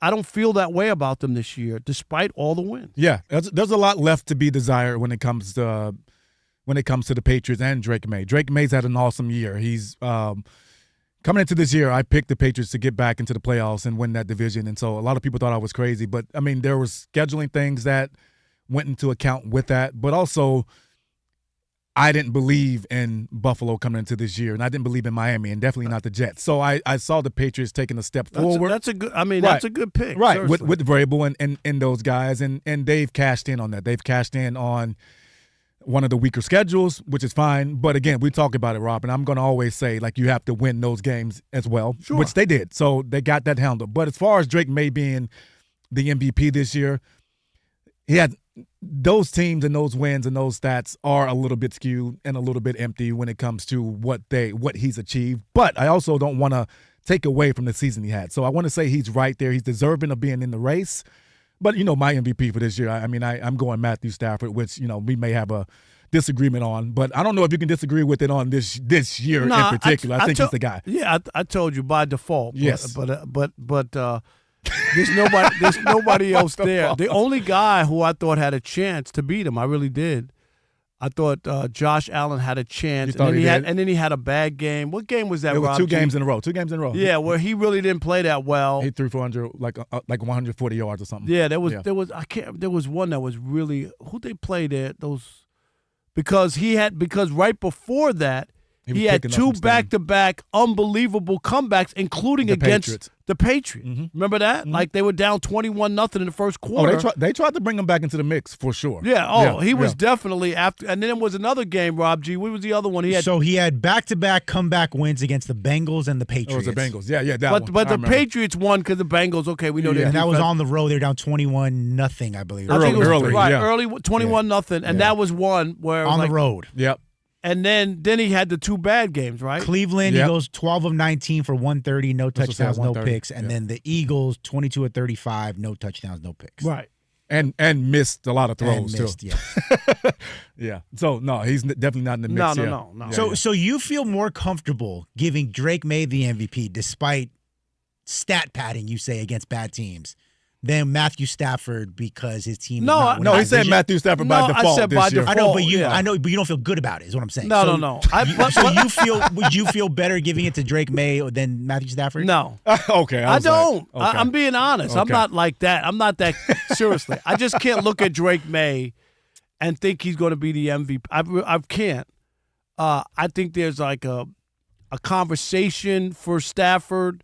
But this is very weird in that so late in his career where, like I said, he's never been in that conversation. Never. Like his whole career. Yeah. He's never been in that conversation. You can look it up. I don't think he's ever gotten an MVP vote. Like, seriously. And despite all of these huge numbers that people talk about, I don't think he's ever gotten one. Let me throw something out to everybody here. Well, okay, outside of the quarterbacks, I think it's pretty much solid. If he has a good game today, it's over. Matthew Stafford. Is there any non-quarterback person or player that you would throw in that mix, Rob? The only one who would have had a chance would have been McCaffrey, but no. I don't see anybody. What about Myles Garrett? Team's not good enough. I know, but got it. That's the only. And the problem with that is you haven't played in any meaningful games, and that matters. You know that. Like it's easier to perform where the score is not the issue. I could just go hard 100%. and go for the quarterback every single time. Am I right? You're right. Like seriously, you are. There's times when I can't because I can't. 100%. And people don't understand that when winning's on the line, you got to play a little different. I can't just go all out. That's true. On everyone, just piling up stats for myself when it doesn't matter. So it's been really a two-horse race for about 3 or 4 weeks now between Stafford and Maye. Yeah. There were only 2 guys who even had any kind of outside dark horse chance of winning it in that time. Josh Allen, you mentioned, who fell off. And up until last night, there was some money, not a lot, but money coming in on Caleb Williams, who was third. Really? Entering Sunday night's game because of all the comeback wins, because the Bears are this kind of Cinderella He's exciting. Story. I wouldn't see him at an MVP. If they would have won last night, I don't still think he would have won it, but he could have made it a lot more interesting than just these 2 guys. I agree with that. That would have been a good. Yeah, that's a good one. Yeah, if they win, if they won, and then he threw that touchdown to win it, cardiac kids. Yeah. People would be like, "Oh wow!" Like, look at where they are. I agree with that, but I still. He's had a great season. He really has. I agree. The throws he made last night were there's only a couple of people that can make those throws. And you know what? Kyle Shanahan bigged up him. You heard him, like the comments about how good he is. Best throwers, yeah. Yeah, and you know this, like out of the pocket, moving. Off he schedule. could throw the football from anywhere. It just seemed like it. Like that last throw, he couldn't get anything on it. Yeah, but he was right. It was right there. He skipped in front of the receiver. Am I right? Like right. That ball was. Had he gotten mustard on it, he might have gotten there. The one thing with Caleb, as I've watched him progress and develop this year, Rob, he has to get better and be a little bit more accurate. Obviously, I think that's the thing that's very much certain. And the only reason I think he's inaccurate sometimes is because of his feet. Right? He's so athletic. He can make every throw, so sometimes he's off platform. But if he stays balanced and stays with that and trust that, he's going to be really good. And I always wonder, can you teach accuracy? Accuracy, yes. Okay. You can. I'm seriously. It's like, it is. It's like a pitcher who's wild. I don't know if you could teach. I don't know if you could teach control. But a lot of times when pitchers are wild, they're elevated in the moment of something going on. So like it's about keeping your center calm, but also there's footwork things that you have as a quarterback, as a pitcher as well. You could get your technique back, but I'm not so sure that I can teach. It's like hitting. Hitting's another one. Yeah. I can give you the right way to stance, what you're looking for. You're having an idea about getting yourself out, but everybody can't hit. No, you know what I mean? But that's the thing. Everybody can't Everybody do it. can't hit. Yes. I don't care who's teaching you. You wish you could. All right, 877-99 on Fox, 877-996-6369. And we want to hear from you. Our Drake Maye's case, MVP case, I should say, and the Patriots as a team for real or fugazi, because I think they're fugazi. That's why we'll continue that conversation next with you. It is the Odd Couple, Rob Parker, Kerry Rhodes, right here on Fox Sports Radio. Stick and stay. And let's all start hashtag bring Pac back in the US of A. Oh, God.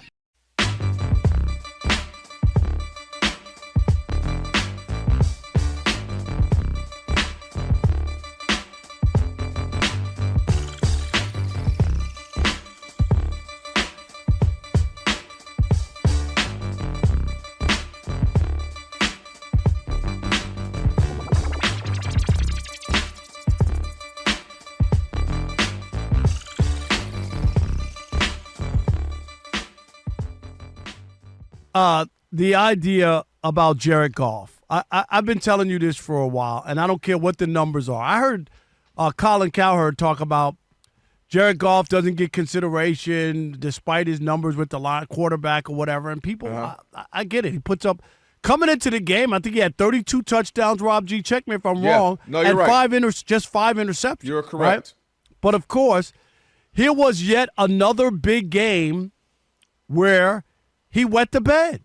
He did it last year after getting the number 1 seed in the NFC, taking on a rookie quarterback, he turned the ball over 4 times, right? 4 times. 3 interceptions and a fumble. Here he is. He has 5 of the Lions' 6 turnovers. We talk about the Lions did. They had more turnovers than a bakery yesterday against the 3rd-string quarterback who Rob G had the net yards, passing yards of -3. Is that what it was? -3 yards. Net passing yards of 3 yards, Kelvin, in a game just to keep their hopes alive, right? It didn't mean you made the playoffs. Right, but I mean, if it's going to happen, you got to win it. You got to at least win it against a nobody. The guy only had like 41 yards, am I right? Or was it 51 yards, Rob G, passing? 51 yards. But no, he has 5 turnovers. If you want to know why he became available to the Detroit Lions, it's because, and remember, the Lions got a lot of picks in it too. I get it, right? Mm-hmm. But the reason that the Rams, who went to the Super Bowl with Jared Goff, moved on is they couldn't believe this guy can't win a big game for them. That was what they believed. And if you have not watched the last couple of years and you're still not convinced, if I'm the Lions, hello, is this on? I would do whatever I could in my power to move off of Jared Goff. He's not going to get you where you're trying to go. Will you win games? Yes, you will. Will you be in the mix somehow, some way? Yes, you will. But the ultimate goal in Detroit, who has never, right, which has never won a Super Bowl, is to win the Super Bowl. I am convinced 1,000% that Jared Goff will never win you a Super Bowl. And even if they have to eat the contract like they did with Russell Wilson, look at the Broncos. They took an unbelievable hit to walk away from Russell Wilson. And guess where they are? Fighting for the number 1 seed in the AFC. With a chance, with that defense, a chance to get to the Super Bowl. That's real. At some point, you have to be honest and look at a guy and go, he's good. He can get me to a certain place. It happens with coaches all the time, Kelvin. We talk about it. This coach got me here. He can't get me over the hump. And sometimes you got to make it. Probably the greatest move in NFL history, one of, was when the Tampa Bay Bucks said to Tony Dungy, thank you, but we've had enough. And they hired John Gruden, and guess what? With Tony Dungy's team, John Gruden won that franchise a Super Bowl. Don't be afraid of the unknown. Be afraid of the known.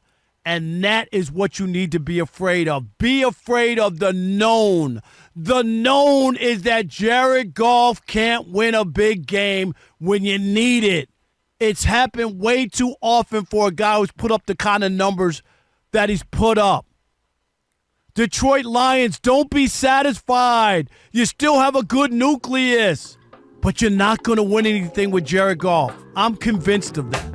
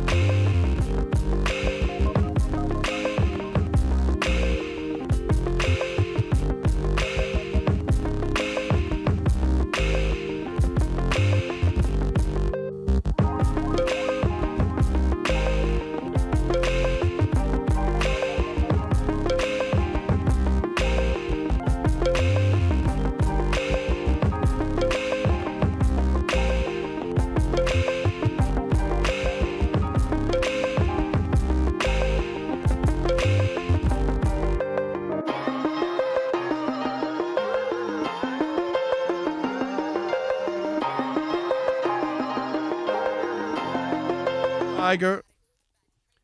It is the Odd Couple on a Magic City Monday. Don't forget, TJ Houshmandzadeh coming up in a few minutes. 5 minutes, we'll do that.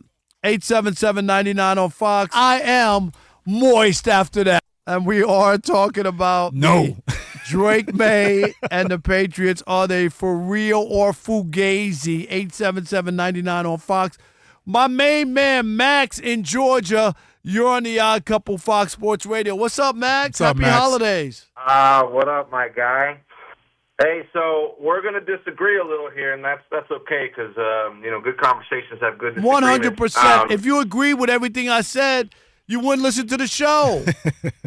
Well, that's not true, but these are rare moments, and I got to say I'm biased. I watched Drake Maye play at North Carolina. I saw his potential. I thought he was the number one draft pick for quarterbacks that year. I still do. The guy has the it factor. I'm not going to doubt that they're in the potential, AFC least. I mean, despite the Bills. Him and Stafford, Stafford's the easy shoe-in MVP. Let's be honest. He's having an amazing year. He's throwing out of his mind. The only thing that bothers me really is that Seattle game. The defense really put him in great. I agree with you. That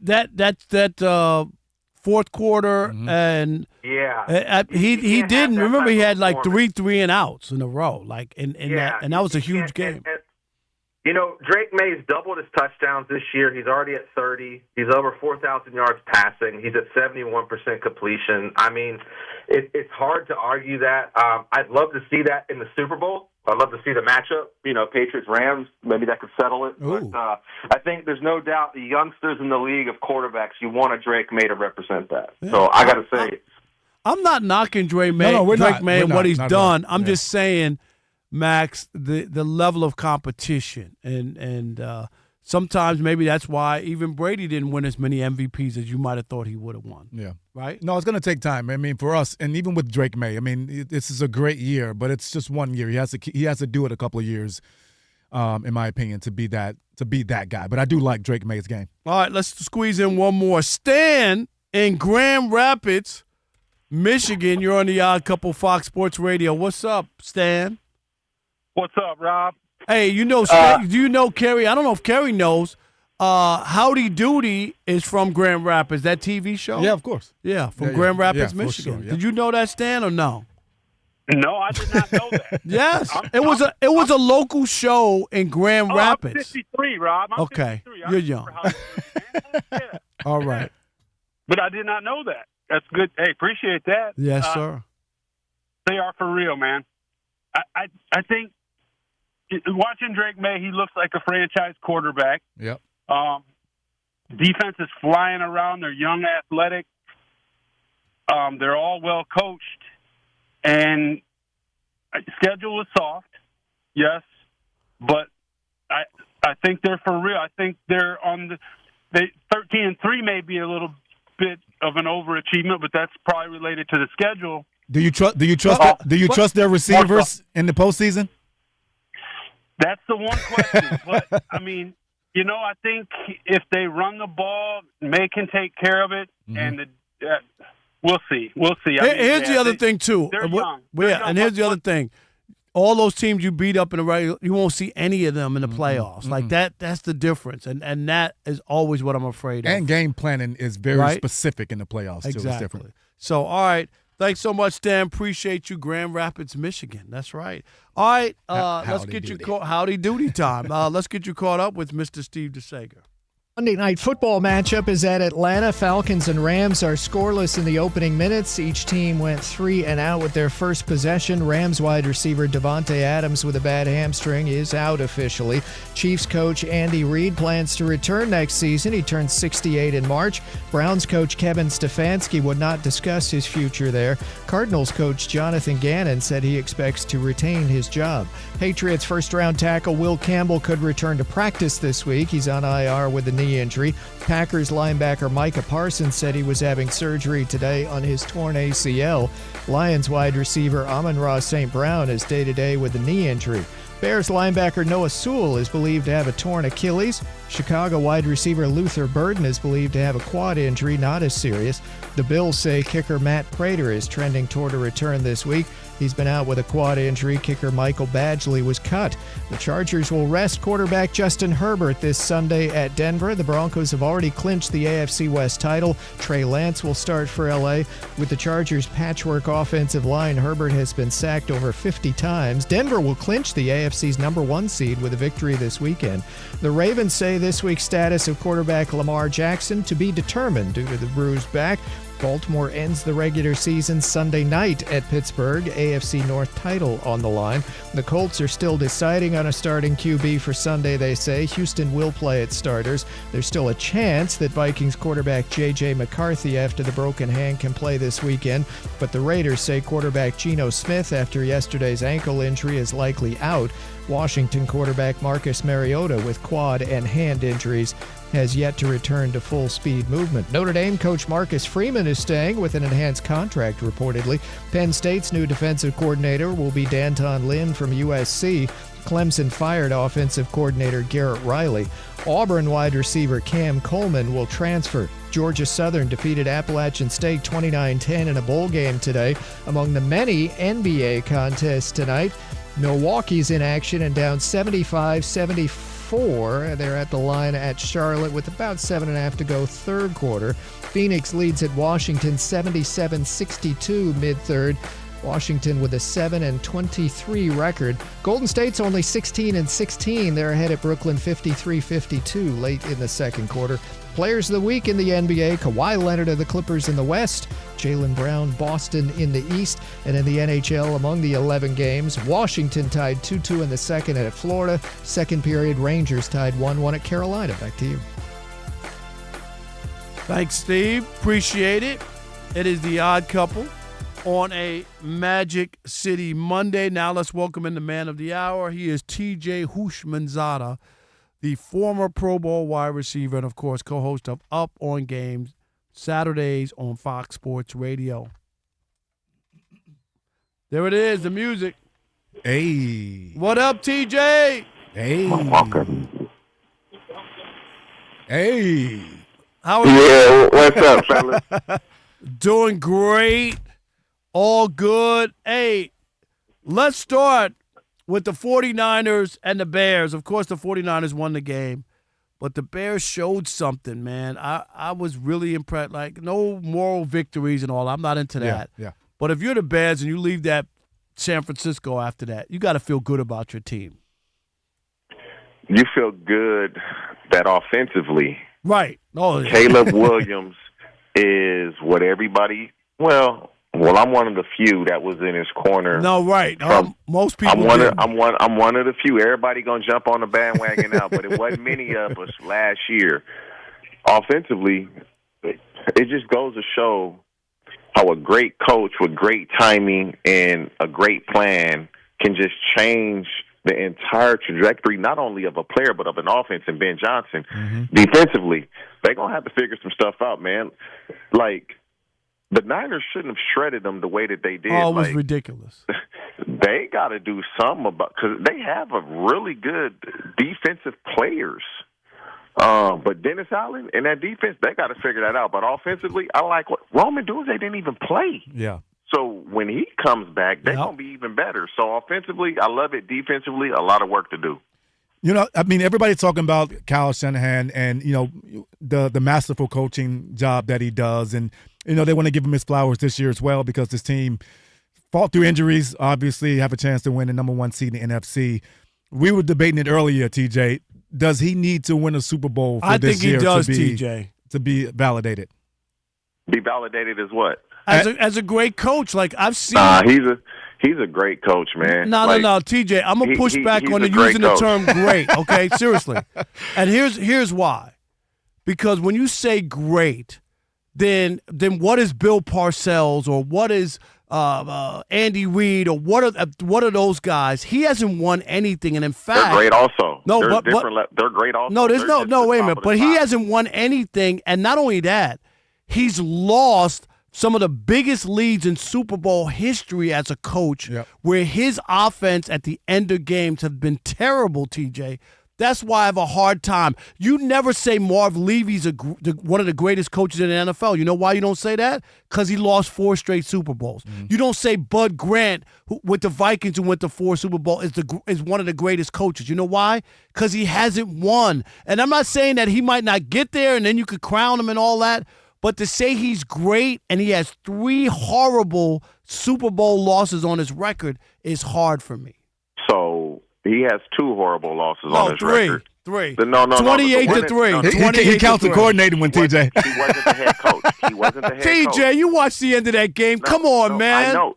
Should they have won that game? Yes, but he wasn't the head coach because even if the Falcons, which they should have, if they win that game, all the credit's going to Dan Quinn as being a great head coach. It's not going to No. That's why Kyle Shanahan had a job already before the Super Bowl was even over because they knew what a job he did offensively. Come on. I don't believe if he wins a Super Bowl, obviously it stamps him as one of the greatest offensive If he never minds. wins a Super Bowl, you would say that he'll go down as one of the great coaches of NFL history. No.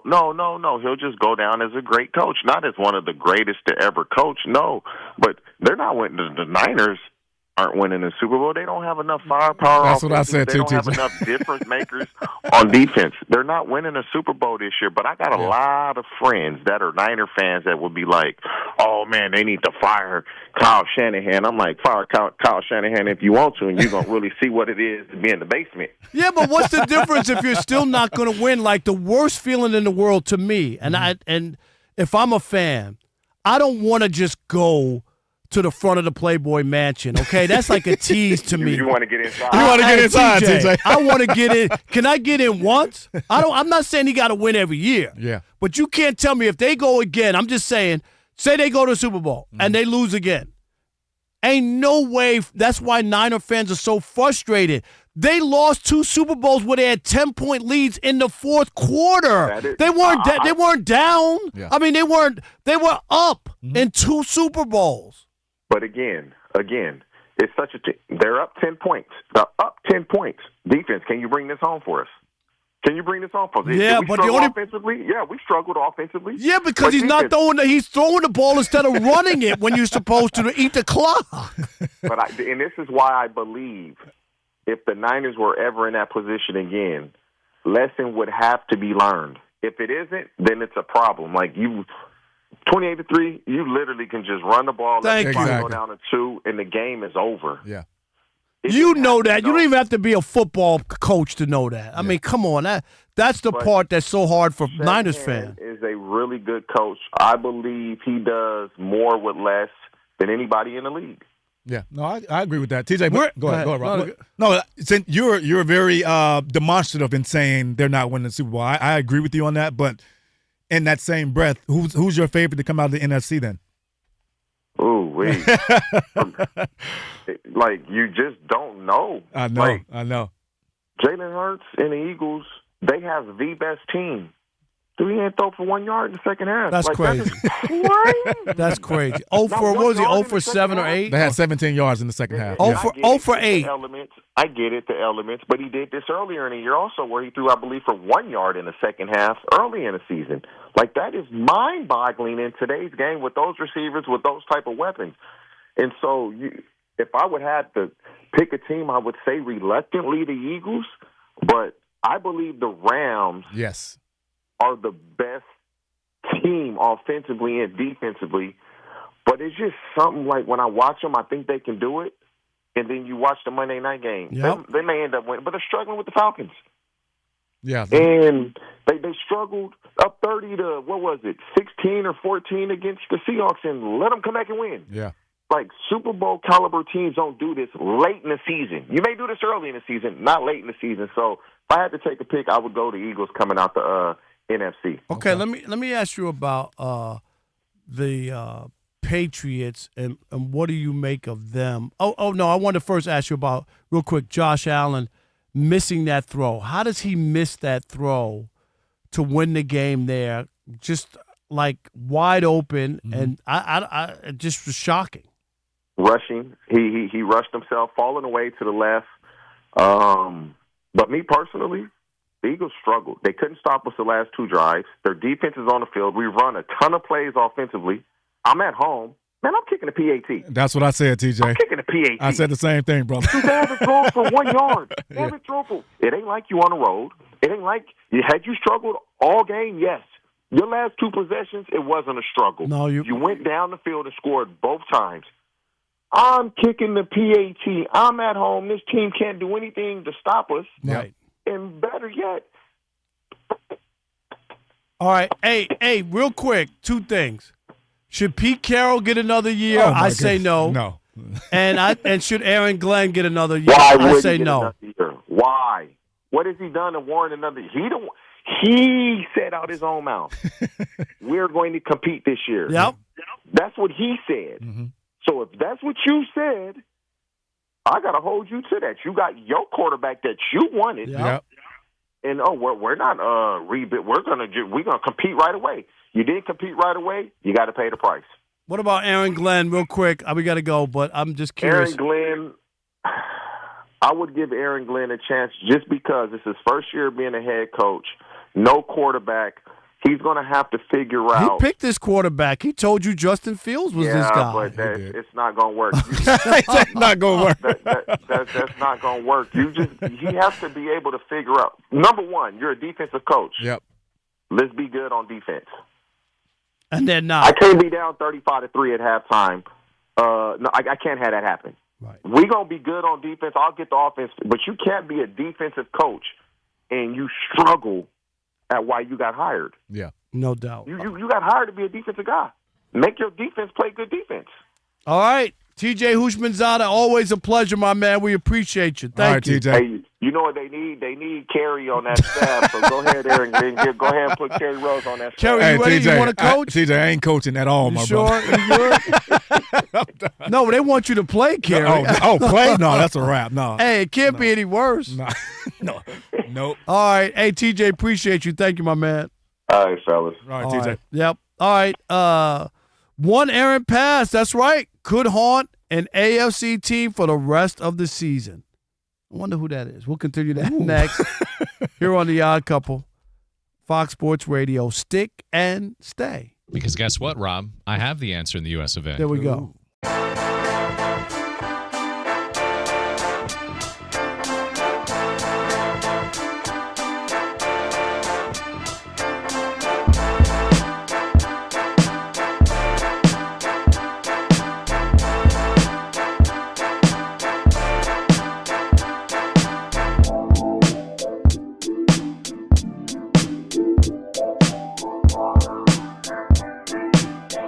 Well, you know who's feeling PTSD this evening is every Laker fan in Los Angeles because the team sucks right now. They got blowed out 3 straight games. They lost 6 of their last 10. Hey, yo! And it was so bad that after the game, J.J. Redick, very mild-mannered J.J. Redick, as you know, went scorched earth on his entire roster. Take a listen. The 2 words of the day were effort and execution. And, I feel like when we've done both of those things at a high level, we've been a good basketball team. When we haven't, we're a terrible basketball team. And tonight we were a terrible basketball team. And that started legitimately right away because we don't care enough right now. And that's the part that bothers you a lot. We don't care enough to do the things that are necessary. We don't care enough to be a professional. We had it. We had it. This is. I always say this about culture. I always say this about a team being a good team being a functioning organism. It can change like that. We don't have it right now. Again, it goes back to what I said the other night. It's a matter of making the choice, and too often we have guys that don't want to make that choice, and it's pretty consistent who those guys are. And so Saturday's practice, I told the guys, it's going to be uncomfortable. The meeting is going to be uncomfortable. I'm not doing another 53 games like this. I got a couple things real quick, Kelvin. First, and Rob G, you said you heard the rest of the press conference, right? It was just a quick little blip. I teach journalism at USC. I would not allow J.J. Redick to get up there and paint a broad brush. Who are you talking about, J.J.? Is it Luka? Is it LeBron? Is it Austin Reeves? You got to tell me who you're talking about, okay? This whole notion about they know who they are. Who are they? Okay? Yeah, because he did it twice too, Rob. You're right. I mean, come on, man. Stop it. What reporters are sitting there allowing him to not have to say LeBron's name. I want to hear it out of your mouth. Say Luka. out of your mouth. And this guy's he's a fraud and a hypocrite. Doc Rivers, 3 years ago, he ripped Doc Rivers on ESPN on First Take about not being accountable and always making excuses. And here he is. You got 3 guys in a starting lineup, right, who can't play defense, who won't play defense. But have you made a change, Kelvin? Have you sat somebody down and said, Rob G, what's the stat? Don't they have, like, those 3 guys together defensively is as bad as it gets in the NBA? Yeah. Well, what's worse is that their starting lineup, so you include those 3 guys, Right. You got Luka, LeBron, Austin Reeves, Rui Hachimura, DeAndre Ayton. In 76 minutes entering Christmas, so it only got worse on Christmas. Right. The Lakers starting lineup been outscored by 15 points, allowing 120.7 points per 100 possessions. That would rank worse than every NBA defense except the Jazz and the Wizards, who are trying to lose. And Kelvin, that's my point, is you have this data, okay? You know what this is. If you're really trying to coach and make a difference, LeBron, sit down. Austin Reeves, like that together. You guys can't play together. I'm going to have to break this up and put somebody in there defensively who's maybe not the offensive weapon, right? But we need somebody to make some stops. You can't keep doing this. We know what LeBron is. Did you watch the play yesterday where he stomped his foot and yelled at the referee and didn't run back? Like, timeout. JJ, I dare you to call timeout and pull LeBron out of the game. I dare you. It doesn't happen. Luka. Oh, look how great he is. The people who think that Luka is in the MVP conversation, dude, one-dimensional, and he doesn't even try to play defense. He ain't no damn MVP. I'm sorry. Well, they've been saying Austin Reeves is in the All-Star consideration, but we got some breaking news right now, Rob G. Yeah, just in the last 15 minutes or so, it was revealed that Austin Reeves has a grade 2 left calf strain, will be reevaluated in approximately 4 weeks. So you won't see that starting lineup anymore, Rob. So you aren't going to see that. But Rob, so a couple of things. I'm going to jump in here. You mentioned a couple of things I want to touch on. Rob G added the stats that I was going to bring here. If you're J.J. Redick, I'm seeing you usher out the same lineup 7 times already this season. That ain't doing nothing. That's on you. The definition of insanity is doing the same thing over and over, thinking a different outcome. That's you running out this same lineup.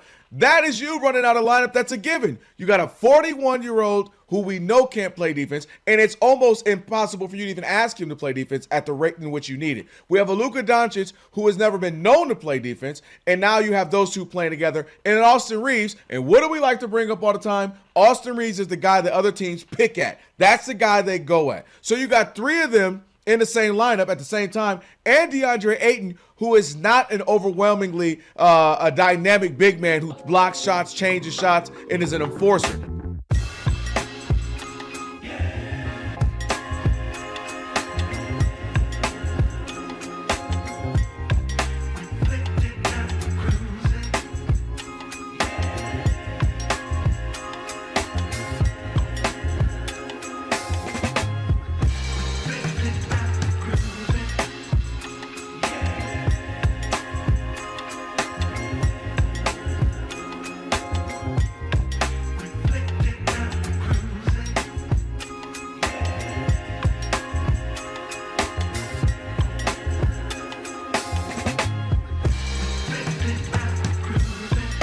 It's the Odd Couple, Fox Sports Radio. I don't know why Kelvin doesn't care about you, but Kerry Rhodes does, and he's here. Now listen, there's a bracket challenge, and it's time for you to know that if you're feeding off the success of our college football, and I mean baseball bracket challenge, each March, we decided to do a bracket challenge for college football playoffs. Yes, Kerry, I know. That's right. Now that there are 8 teams left standing, it's bracket challenge time. Compete against our Fox Sports Radio hosts or against fellow listeners to see who, and I emphasize, has the best college football playoff bracket. Play the chance to win $1,000, Kerry. Oh, God. How much? Visit foxsportsradio.iheart.com to register, get the rules, and to fill out your bracket. Entries will be open until before kickoff at 7:30 Eastern on New Year's Eve. Again, Kerry, I know it's a lot. Fill out your bracket at iHeart.com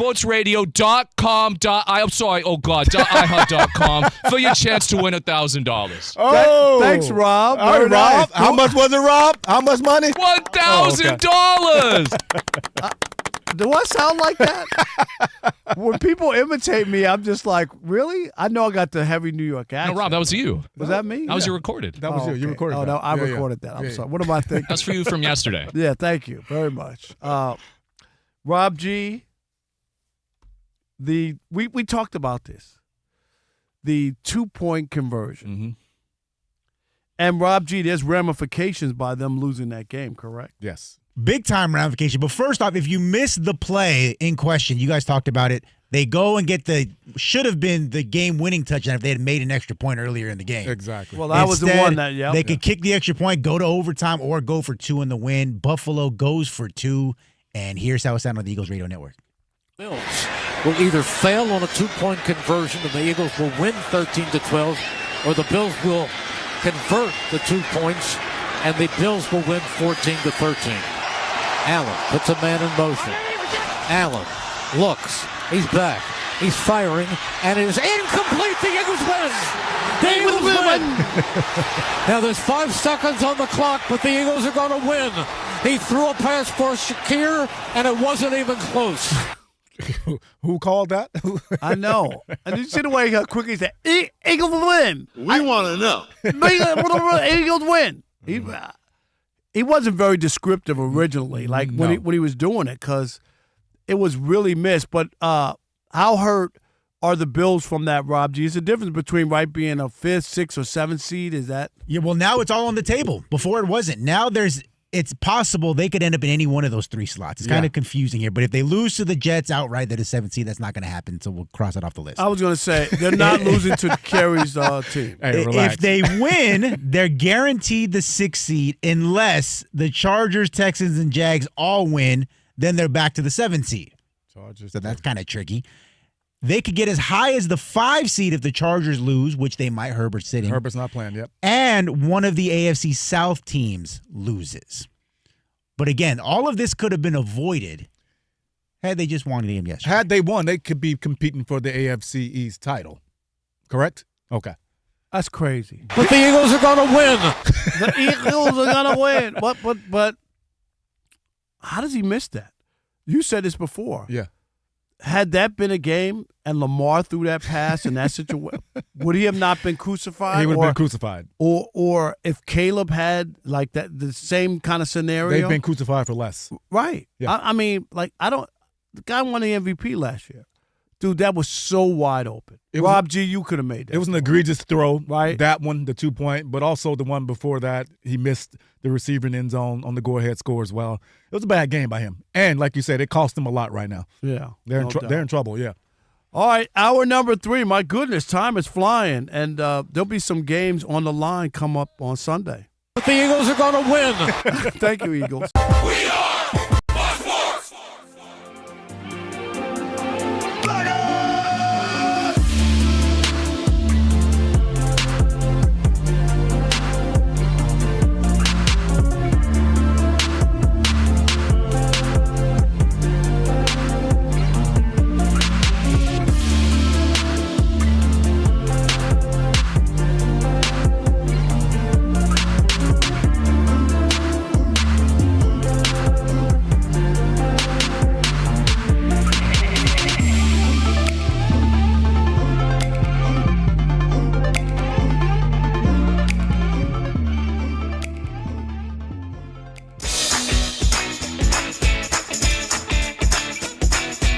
It's the Odd Couple. You know what time it is. It's your boys. Let's get it. The Odd Couple is fun. Check. And informative. Check. What's up, America? You want to talk sports with 1.5 of the best-looking guys in the game? That game was incredible. You are wrong. You'll be king of the water cooler. What's it like working with Rob? Rob in his mind is like Chris Rock mixed with Richard Pryor, so I'm running out of fake laughs. Ha ha, Rob.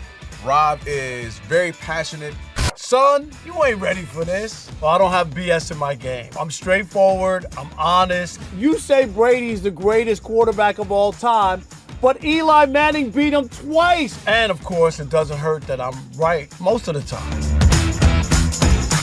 Kelvin is the nice guy, wants to make everybody feel warm and fuzzy. You done? Let me tell you the truth. I bring the energy, a youthful energy. Rob's not going to see this, is he? And I bring an honest opinion. Michael Jordan, I can't take it anymore. I need a break. I'm going to go play baseball. Trash Talking Tuesday is the best. It's a great opportunity for folks to call in, and they get to trash whomever. Who you trashing, Roger?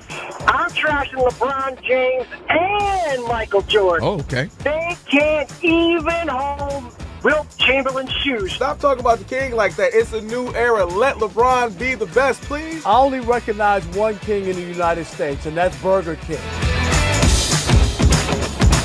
The connection with the Odd Couple audience is incredible. We really invite them in. And they can relate, whether it be things about our own personal lives or our takes on sports. Love you guys. You guys are killing it. Hey, we appreciate you. Thank you for rocking with your boys. They feel like it's just my guys, just my friends, and they join right in on the show. We talk with the listeners, not at them. Obviously, you can listen to us live, but you can still check out the podcast. You can check out our YouTube. You can check us out on social media. So in any way you want to get it, you can get it. Yes. There's some yelling. It is some hot takes. It's a whole lot of fun. I'll give you that. It is fun. I agree. Begrudgingly. The Odd Couple. Sports talk that's too good and too fun.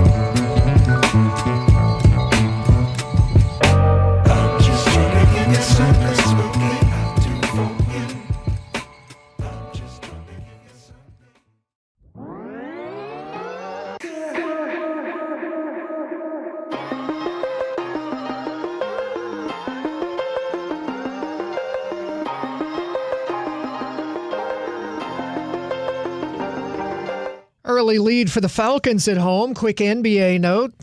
Guy who's the superstar of the Denver Nuggets, Nikola Jokic, is questionable to return tonight after going down in the lane with a left knee injury. Currently, Denver's down in the game at Miami. Heat 81-69 in the third quarter. The Monday night matchup in Atlanta has the Falcons ahead of the Rams 7-0 early in the second quarter. Kirk Cousins a 4-yard touchdown pass to Bijan Robinson. The Rams late first quarter had a drive of over 5 minutes. 4th and 1 at the Atlanta 11. Went for it and got stopped for a 2-yard loss on the run. The Chargers will rest quarterback Justin Herbert this Sunday at Denver. The Broncos will clinch the AFC's #1 seed with a victory this weekend. The Ravens say this week's status of quarterback Lamar Jackson with the bruised back to be determined. They'll be playing at Pittsburgh on Sunday night. I'm Steve DeSager. I've been covering this league since 1987.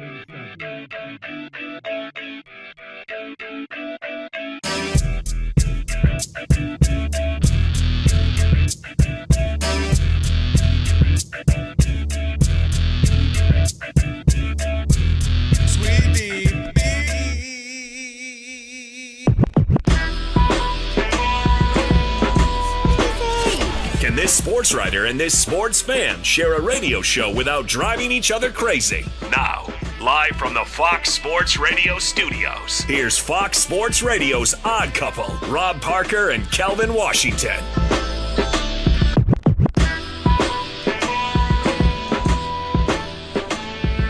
I'm a woman. It is the Odd Couple. I still have no idea where that came from. I'm a woman.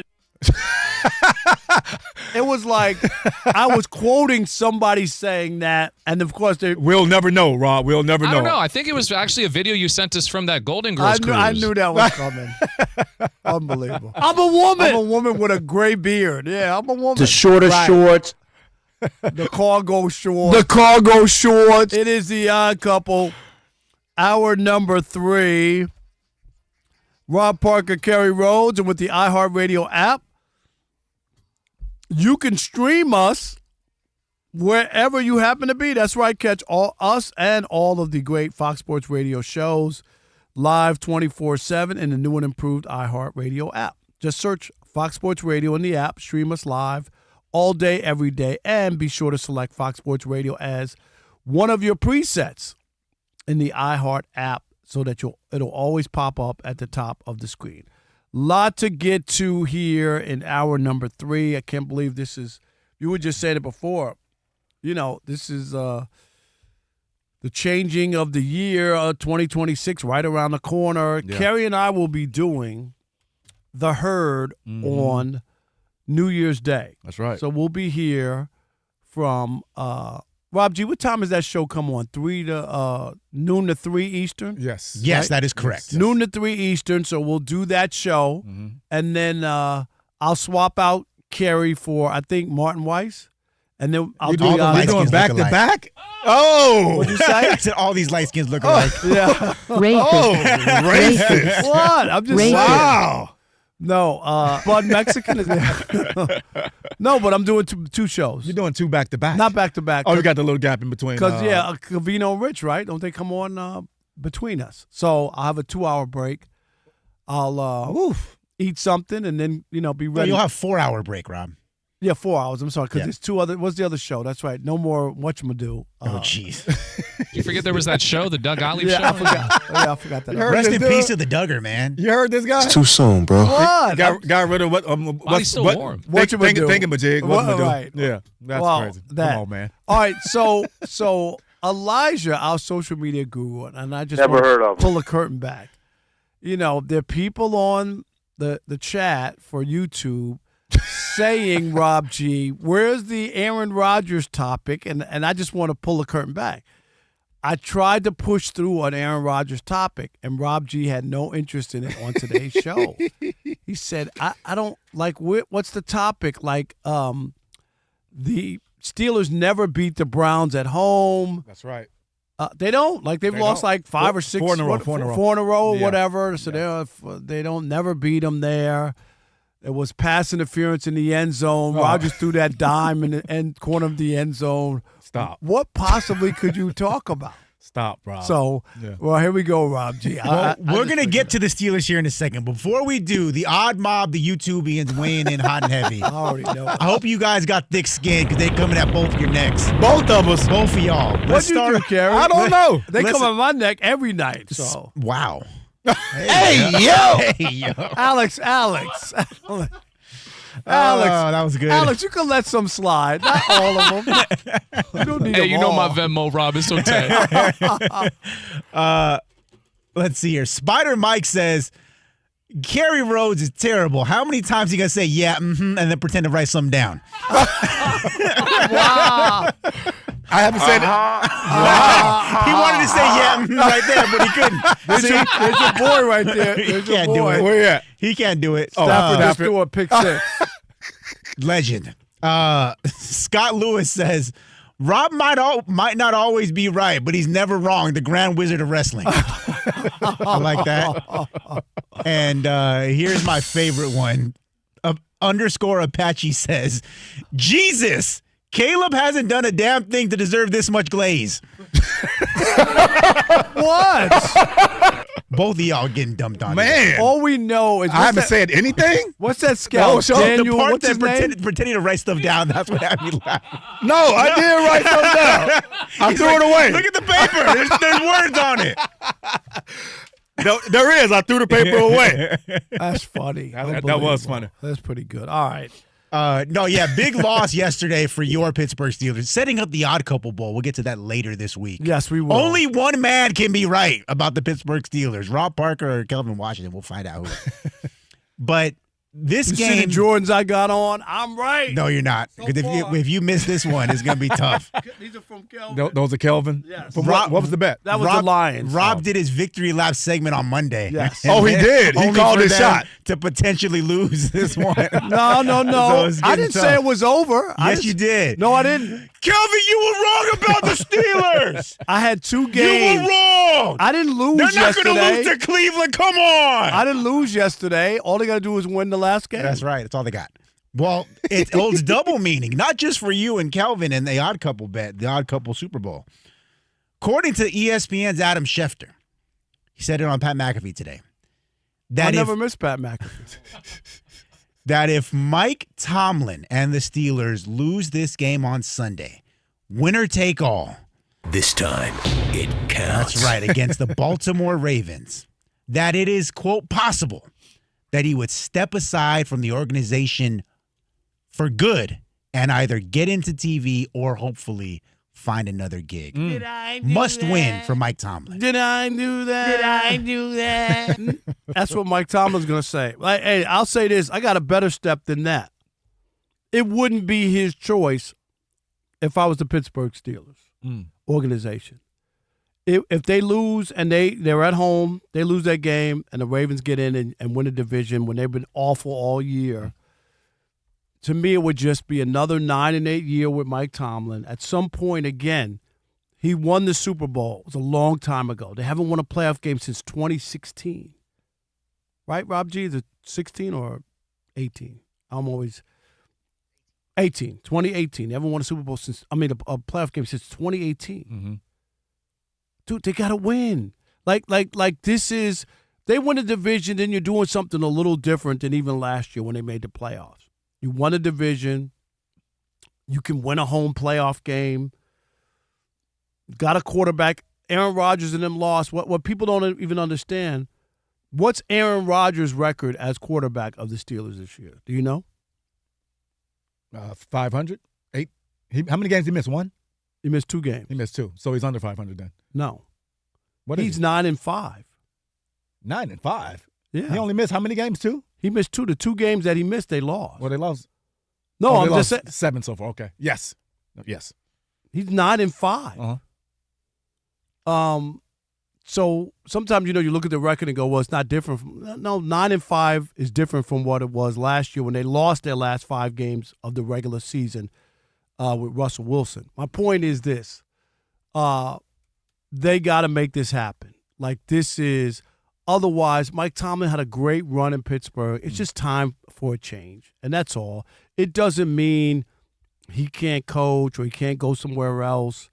There comes a time when you need to make a change. And I just think Mike Tomlin's time in Pittsburgh, unless if they go win the division, beat the Chargers in the first round or whatever, at home or what, okay.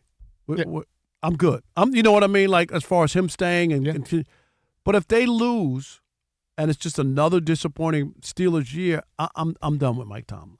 Yeah, both of these coaches are in the same position. Yeah. I think both organizations need new voices. I agree. I've said as early as week 4, Rob G, on John Harbaugh, as early as week 4. Yeah, he should be fired. Yeah, they both need new voices, and that's not an indictment on them two as head coaches. They both won. They both done really good things in this league for a while, but it just comes. They both won Super Bowls. Yeah, there's a point in time where your voice becomes redundant, it becomes stale, and you need fresh voices in there. And when you talk about Pittsburgh in general, this team was never good enough to win it all anyway. So, like you said, if the success for this season for Pittsburgh would have been to win a playoff game, and that would have been different, and that would have brought different life. But I don't see that happening. I don't even think they're going to win this game Sunday. So you may be losing this bet, Rob? No, I think the Ravens are going to win this. I actually think the Steelers going to win, and without DK. Yeah, I do. Because the Ravens have been bad all year, and when they need games, Zay Flowers fumbles. Somebody does. Yes, likely. Yeah, fumbles or drops the ball. Yeah, Derrick Henry fumbles. Yeah, Lamar fumbles. Andrew, do you remember Mark Andrews drops the ball? I'm just saying, like Always this is how their seasons have ended. Yeah, like over and over. I'm not just and I'm all about Lamar. I don't even know if he's playing or not. You know what I mean? He had a back injury, so I'm not sure he's playing or whatnot. And if he does, I just can't count on them. They've been so disappointing. It would not. I'm going to say, if he does play and they get to Pittsburgh or whatever, could they? I get them losing the game on some costly fumble or interception or something bad, like they always do. And that's what they've done, Kerry. They do, yes. Like they very seldom, if you look at the losses that they've had in the postseason, it's usually self-inflicted. Well, Rob, put your bet aside. These two teams, one of them are going to get in. Mm-hmm. Who would you have more faith in winning one game in the playoffs between those two? Well, just because of the history of what the Ravens have on paper. Yeah. Yes, so I agree. Yeah. On paper, yeah, but that's not who they are, and I can't I hear you. I can't like not see the 40 points in the opener and they lose that game in Buffalo. You know what I mean? I can't see the 40 points they gave up to the Lions or 38 points and the 40 points they gave up to the Texans. You know, and you could say this is my Super Bowl pick, and I'm telling you, you know, normally. I want my pick to be right. So I could be on that bandwagon, but I'm changing because it just doesn't feel right. That's what I'm fighting. Normally be like, all right, they got another chance. My pick is still alive. Let Lamar get in, and then they're going to roll all the way to the Super Bowl. Yeah. That sounds good. But they haven't done anything this year to make me feel like this postseason, if they were to make it, would be different from any other. I got you. No, I agree with you on that. It doesn't feel that way. But I'm always I always side on the side of if you have dudes, I'd rather have the team with dudes. I don't disagree, Okay. but it hasn't worked for them. Yeah. That's the only it hasn't worked. Because we've been picking them every year. I picked them 3 years in a row. You know what, Kerry? You know I have to. So, right. Yeah. So I know what you're saying. When I look at that roster, I cannot believe Zay Flowers is a Pro Bowler with more interceptions than touchdowns. What? Derrick Henry never was a fumbler. Fumbleitis. But then he come back this past week and have 200-some yards rushing and off 3 37 touchdowns, carries. right? Also that he can have 4 yards on 20 carries. You know what I mean? On Sunday. I don't know. I just they don't feel good to me. Yeah. I wish I have as much confidence as you. Yeah. You don't have it. I don't. Look at Rob G. What were the 2 losses that they had at home? Like they had before the big game with Derrick Henry, they lost 2 games at home back to back. The Steelers? They lost the Steelers once. Was it the Steelers? Steelers once, and then but there was another game they were at home that I was like, had they run off like 5 or 6 when they had the chance and everybody got back and you thought they could make a run? They lost to the Bengals on Thanksgiving. The Bengals, that's what it was. And then they lost to the Steelers. Yeah. I was like, both at home. Yeah. Those like yeah, you got to win those. Yeah, you got to win them. You got to win those at home. Yeah. I just that's when I lost it for them. And I believe that against New England, they had them dead to rights until the fourth quarter when Drake May had like a perfect fourth quarter, and they lost that game too. And that's what we've seen. All right, 877-99 on Fox, 877-996-6369. If the Steelers lose on Sunday, should Mike Tomlin be fired? I'm raising my hand. We'll continue that conversation next with you. It is The Odd Couple. Rob Parker, Kerry Rhodes, right here on Fox Sports Radio. Stick and stay. Especially if you have a certain type of team you like in the US of A. Yeah.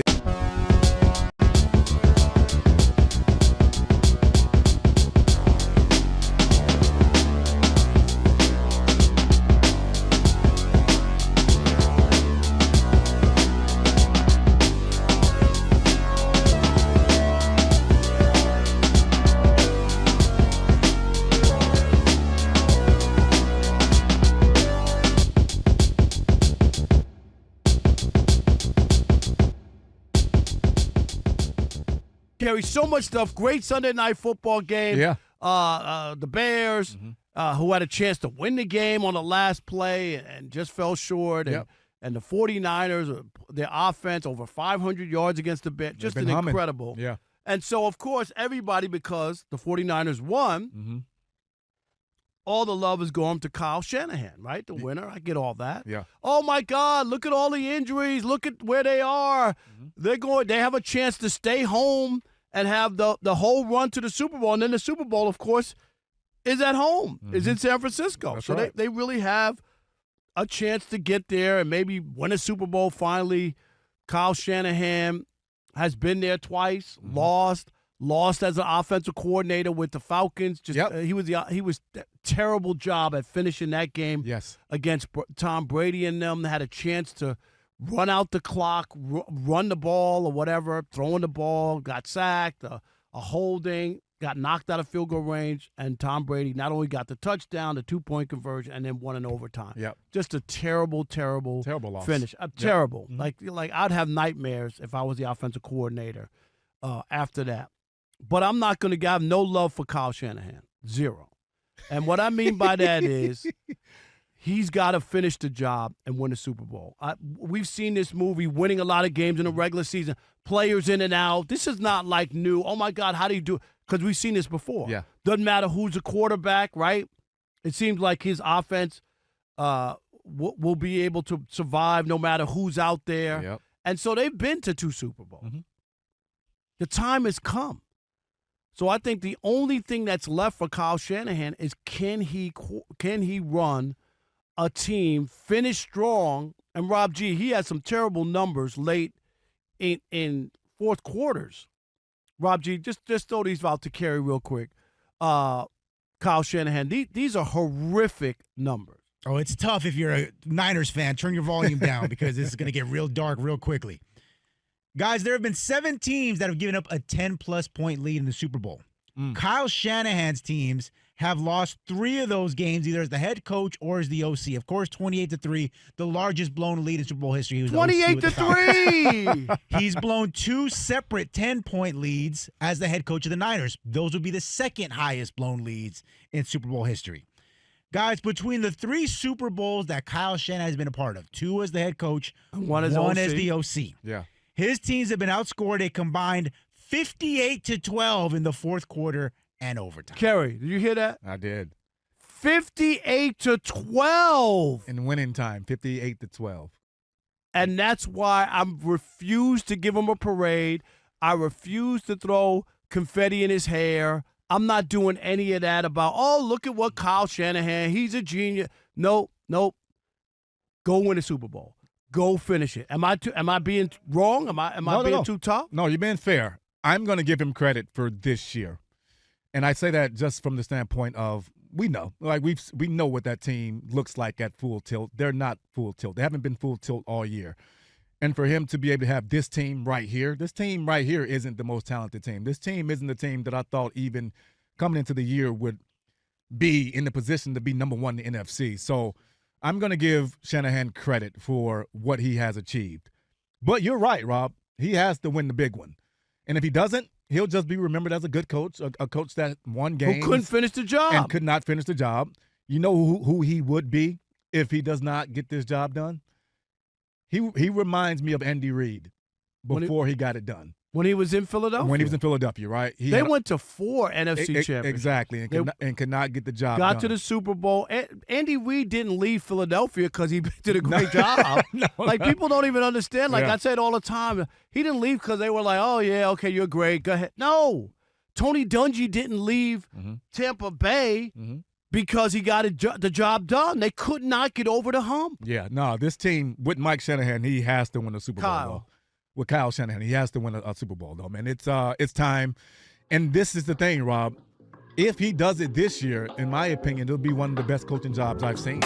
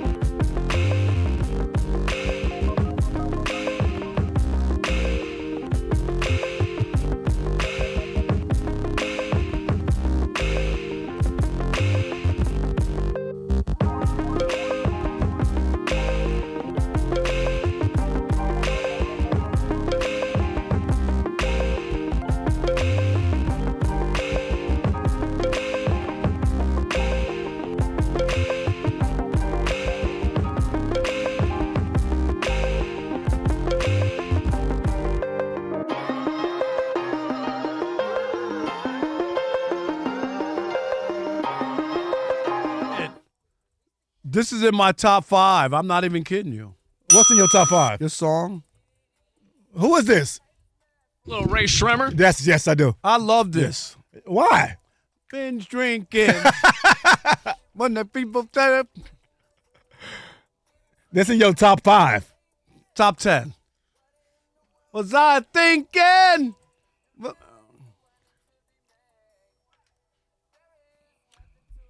I'm a Beatle. I don't know. Maybe it's the Black Beatle conference. Is that what it is? I don't know. No, I love it. I love the beat. You do? Thing, yeah. All right, it is the Odd Couple. Rob Parker, Kerry Rhodes, in for Kelvin Washington. Be sure to check out our brand new YouTube channel. You're probably watching now as we speak. Just search us, Odd Couple FSR on YouTube. Again, hit the subscribe button. Thumbs up, comment away. I know you guys the Odd Mob is already commenting on stuff. So just search Odd Couple FSR and subscribe. For once, I can't believe it wasn't me and it was Kerry that you Why did you bring it up again? I'm sorry. I didn't mean to bring it up again. Yo, we had to stop Kerry from DMing some of these YouTube comments. What'd I say? He's walking there. He's like, what's their address? Can you find it? Can you find it? No.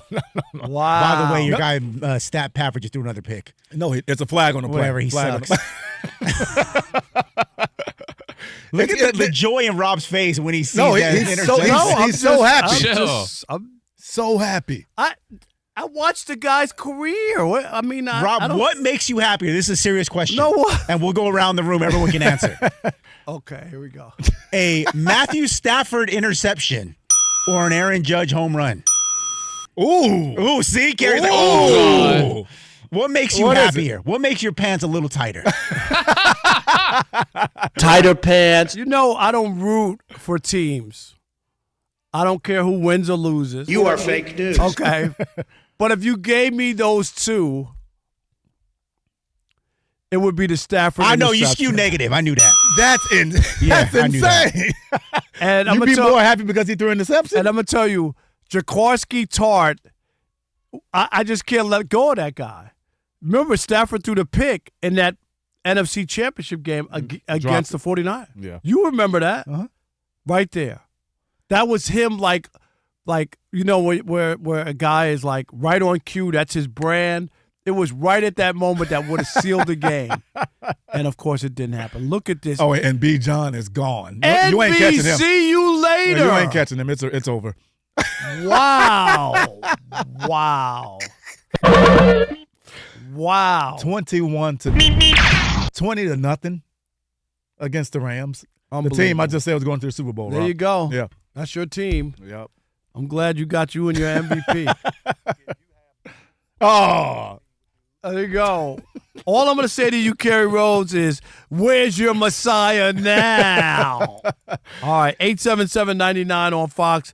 Should Tomlin be axed or should he step down? Either way, if they don't beat the Ravens on Sunday night to win the division and get into the playoffs. Andre in Massachusetts, you're on the Odd Couple. Fox Sports Radio. What's up, Dre? How you doing? Thanks for taking the call. Listen, I can't say Mike Tomlin has to be axed if they lose this game, which would be an absolute catastrophe. They've had every opportunity to win the AFC North with the Ravens going in the wrong direction and Cincinnati having injuries and the Browns being the Browns. But the issue for me is my New York Knickerbockers, okay, when they got rid of Tom Thibodeau, they didn't really have a plan B after that. So that's the reason. Yeah, but Dre, let me say this. I called that Tibbs was going to get fired, right? He got fired. I said on the radio I would fire him. The next day they fired him. When you blow, because Dre, you're too caught up. They knock off the Celtics. They thinking they're going to the finals. Yes. They're up by 14 with 2 minutes to go in an NBA game at home and blow that game. Then you lose game 2. And you're down 0-2 in the series, it's over. You lost the first 2 games at home. If you can't get fired off of that, Dre, what could you get fired off of? I just don't understand it. Did we lose him? All right. You know what I mean? Like, seriously. Yeah, no, I mean, after you beat the Celtics, the reigning champs, you should be favored and you should win and get to the finals. And you're at home. Yeah, at Am home. I right? Like, Yeah. seriously. Like, let's not act like nothing happened there. And I don't think that they had just given him a contract extension that summer. So they weren't looking for a reason. They thought they had their guy, and after that, they were like, dude, no. Right. All right, Rocky in South Carolina. You're on the Odd Couple Fox Sports Radio. What's up, Rocky? Good evening, guys. And how are you? Merry Christmas and Happy New Year. Yes, to you too.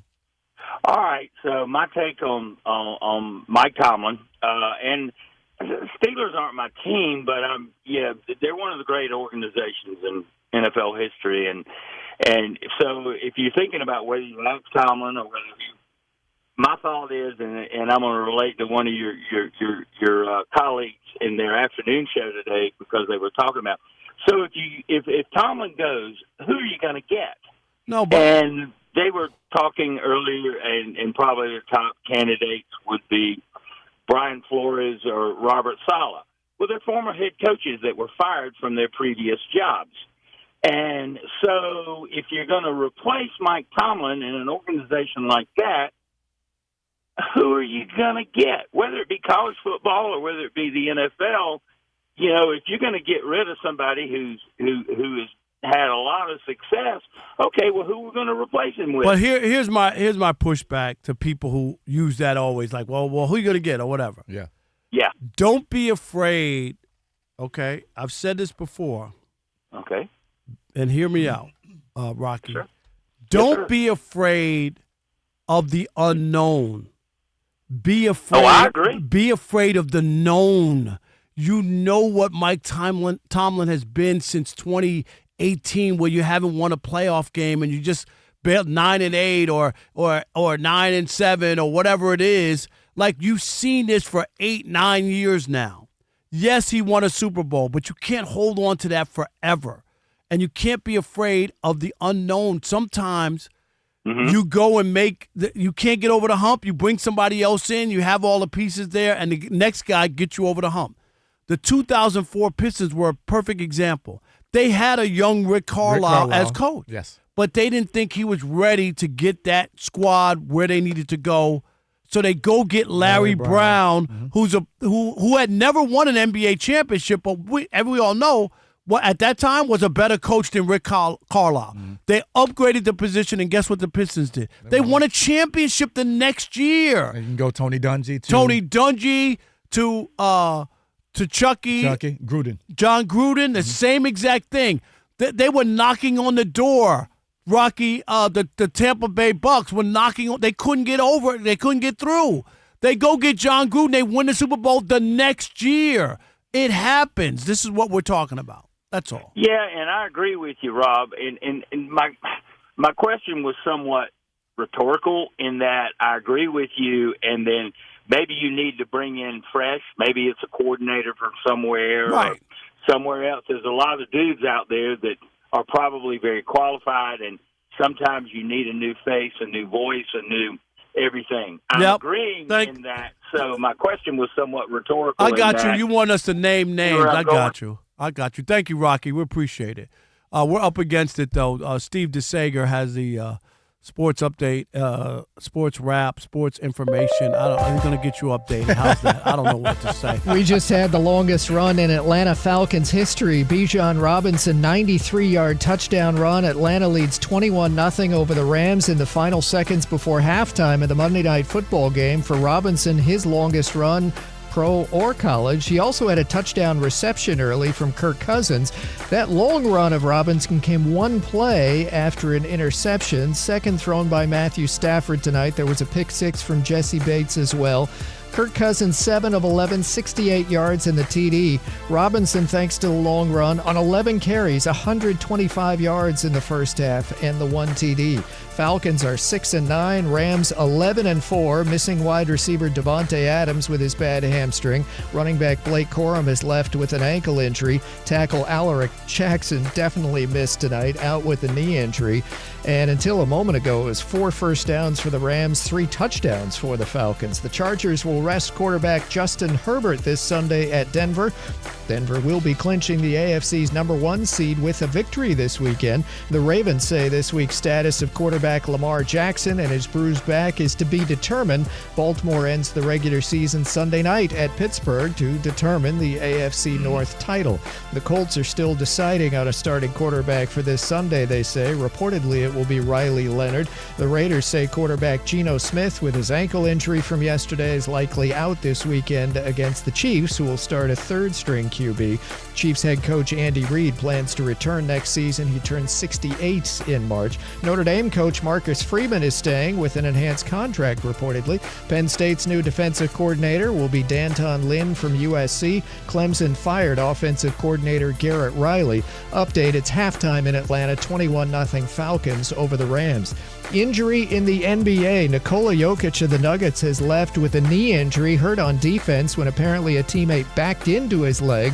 Denver Nuggets down 128-108 at Miami with 6.5 minutes to play. With 10 minutes to go, the Warriors are leading at the Nets 94-88. And earlier, we had a Milwaukee win at Charlotte 123-113. Back to you.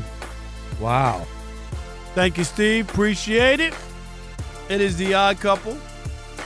Rob Parker, Kerry Rhodes, in for Kelvin Washington. And Rob G, we do have Kelvin. This is not Kelvin. Kerry, this is not good news for you. Okay. What happened? This is not good. We'll get to that in a second. Oh, you got what's happening right now in Atlanta? 21-0, as Steve DeSager just mentioned, is setting up two wild scenarios in the NFL. First, from the Atlanta Falcons' point of view. If they win this game, they're up 21-0, and they win in Week 18. The Carolina Panthers could then potentially lose on Saturday against the Tampa Bay Buccaneers and still win the AFC or NFC South at 8-9. Whoa. How? Because it would be a three-way tie at 8-9 where Carolina wins the head-to-head tiebreakers over both teams. So wait a minute. So it was billed as a winner-take-all. Yes. Carolina, Tampa Bay on. But you got it. The Falcons would have to win, though. The Falcons have to win tonight and win Week 18. And who are they playing? Who they play Week 18? Does it matter at this point? Everybody's a Falcons fan right now. I'm pulling it up as we speak. No, I'm just curious. But that just kind of sets up. They play the Saints. Wow. So Carolina's very excited right now because win or lose, they have a chance to win the division. But here's the big story. This is for Kerry right here. We opened up hour 2 talking about Drake Maye and his MVP odds. He was second coming into tonight's game at plus. He has not jumped to the number one plus spot. 200. Matthew Stafford was minus 250. In one half of football, the live odds have shifted. Drake Maye, who was plus 200, is now minus 290. No. Favorite to win the NFL MVP because Matthew Stafford has been so bad in the first half of Monday night. And I'm going to tell you this. We've seen this happen, and you'll remember this. Christmas night, Lamar and the Ravens go to San Francisco. Brock Purdy was the leader in the clubhouse, right? That's right. He balled out. Brock Purdy had 4 interceptions in that game, looked horrible on national television. Yes. And that was a wrap. No, but that one makes sense. They're playing head-to-head. No, but I'm just saying, having a bad – Yes. But because Drake Maye, even though it was the Jets, rolled, had a perfect quarterback, right? The last time you saw him, he was great. Right. Matthew Stafford here has this bad game. Who do they have next? Because then they would look at it and go, well, we watched them against Seattle. Couldn't get anything going in the fourth quarter. Blew that game. Was it Cardinals? Yeah. They should beat them. Yes. But you know what I mean. Well, they should have beat this team too, right? No, you're right. And see that, and that's the whole argument, right? We talk about the easy teams or easy people. No, but this hurts you. This hurts you, though. Oh, I know. For my Matthew Stafford take, yes, for sure. It does. Okay, but what if he comes back and wins this game? Well, if they come back and win, but I'm just saying. The odds will change right back, right? Is Kyle Shanahan the offensive coordinator? I'm just asking. It is the Falcons. So you wouldn't lay money on Stafford right now? Because you said he's going to win by default, Rob. Oh, yeah. And now that the odds are no longer minus, they're plus. They're plus money. Yeah, I see. I know what they're trying to do. In Vegas, they're trying to get people to put some money up. You know what I mean? I get it. I think if he has just a 4-interception game or really, really bad, and then they don't win against the Cardinals, then I think he could lose. I really do. I would think that the way you finish and the way people see and go, how did the Rams go from the number 1 seed in the NFC? They lost that ridiculous game to Seattle, to the 7th seed or 6th seed. exactly, and then they just lost to Atlanta. And then they lost to the Cardinals, and Matt didn't play well in the last 2 games. Yeah. Like, you could lose because he it's fresh. could. That's all I'm saying. He could if he lost both of these games. Yeah, for sure. if he lost both or played poorly in both. So it's interesting. Wow. By the way, the odds have shifted again. Of course. Drake May now minus 305. Oh. What? How? That in the span of whatever from their last offensive drive to halftime, it's moved. I mean, that's $15. That's pretty much a sure thing. Yeah, when it comes to that's what they're telling you. 305. That's a big one. That's a Wow. big number. Yeah. All right, that's crazy to me. This game's ain't over. Matthew Stafford's going to come back and put up some numbers in the second half. Yeah, sounds like somebody who picked the Rams. So here's a fun stat if you're a Rams fan. The Rams took a 30-14 lead early in the fourth quarter, Week 16 versus Seattle. Since then, There we go. Here we go. they've been outscored 45-7. Cause for concern, Kerry Rhodes. There's no cause for concern. I know you guys are trying to, bring it all my way at this moment. You got to bring it. We're bringing you smoke. No, but I'm telling you, this team they're not playing like it right now. This is my team. I think they're the most complete team, talent-wise, scheme-wise, in the NFC. Having a bad game, having a bad outing. All right, so here we go. I'm going to go out on a limb right now. What are you saying now? What you going to say? I got a bet for you. They're going to lose in the first round? Let's get a bet. Okay, let's go. What you got? Pair of Jordans. Okay. You have them getting to the Super Bowl. I have them not getting to the Super Bowl. Oof. That's not a fair bet. That ain't fair. Why? No, You get Rams or the field? Why? Yeah. You say they're going. They're the best team. They are, but you got to say a team that's going to make it, and I'll take that bet. No. What do you mean? I'm going against the Rams getting to the Super listen Bowl. to me. If you feel confident, I do. You could win a pair of Jordans. It's a bet. No, but you're confident saying they're not the best team. So who was your team that you would pit against that? I don't need to pick a team. When we bet, it's one team. You bet like normally. What do you mean? What are you talking about? You just say, I just say the Rams going to make the Super Bowl. You're going to say they're not? No, I That's don't. what you're saying. Yeah, but I also said, and Rob G knows this. You said it was like 4 teams you trust more, so pick one of them. Rob G, what did I say last year? All year about the Chiefs, that they wouldn't win the Super Bowl. Last year? Last year. Yeah. Not. Oh no! Even when they won the 11 in a row, they will not. They're not good enough. This is what I'm trying to tell you. I ain't taking that bet right now. Why not? Because you ain't putting if you put a team in, I will. If this was Vegas, you would get 6-1 odds to pick the Rams. And Rob's like, just straight up Jordan for Jordan. No, but it should be straight up because he's so confident. I am, but if you have a You're team not confident. Anybody on YouTube, tell Kerry he's wishy-washy. By the way, they have not let up on Kerry. They haven't? This is the newest quote. The newest comment just came in. Might be my second favorite. What is that? What is this? Clay says, "Man, my man's Kerry Road hasn't picked up a pen since Oddmob did him dirty, calling him out." Yeah, What's up with the pen, man? It's all done now. He not making fake notes. Is that it? I have the pen in my hand now. What do you see how they do me? Unbelievable. You guys are trashing me on the show. Rob trying to make me take blind bets. What are we doing here? All right. We'll wrap this bad boy up next. It is the Odd Couple. More coming. Rob Parker, Kerry Rhodes, right here on Fox Sports Radio. Stick and stay. Unless you're silly enough to take a Jordan bet with Exactly. Rob. What? Don't do it, Alex. What are you doing?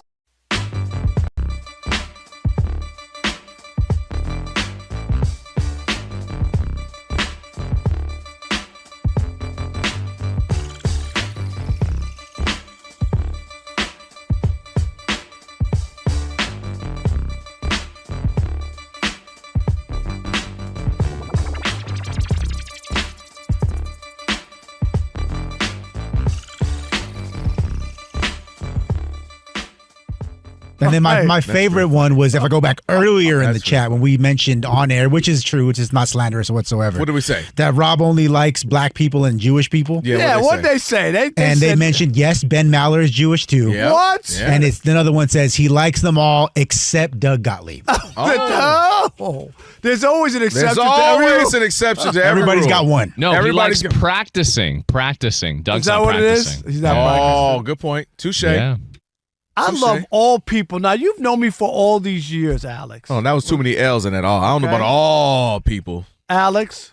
Yes, Rob. And that's usually what they say, isn't it, Alex? Well, no, I love I love this person. This they start naming. When you start naming off your friends.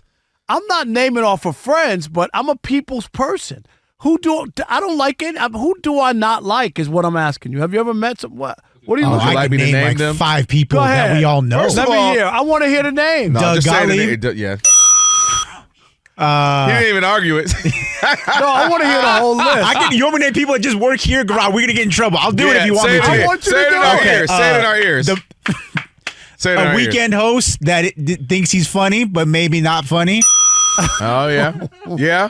Does he go by multiple names? He does. Okay. Yeah. This is unbelievable. Another weekend host that also does a daytime show in the Bay Area. Oh, yeah. Yep. You don't like him? What? Former ESPN LA host. I think it's the hair. Who else? Basically anybody after this show.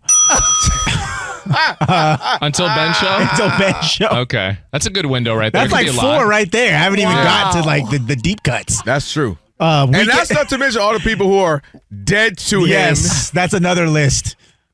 I still don't know if I'm dead to him. He just has to tolerate me. Like, I guess I got to do a show. Yeah. I'm sure I'm dead to him. I'm sure you've said something that really got under his claw. I'm dead to him. And he has like a list at home. And he's Scott, HRU. Kelvin Washington.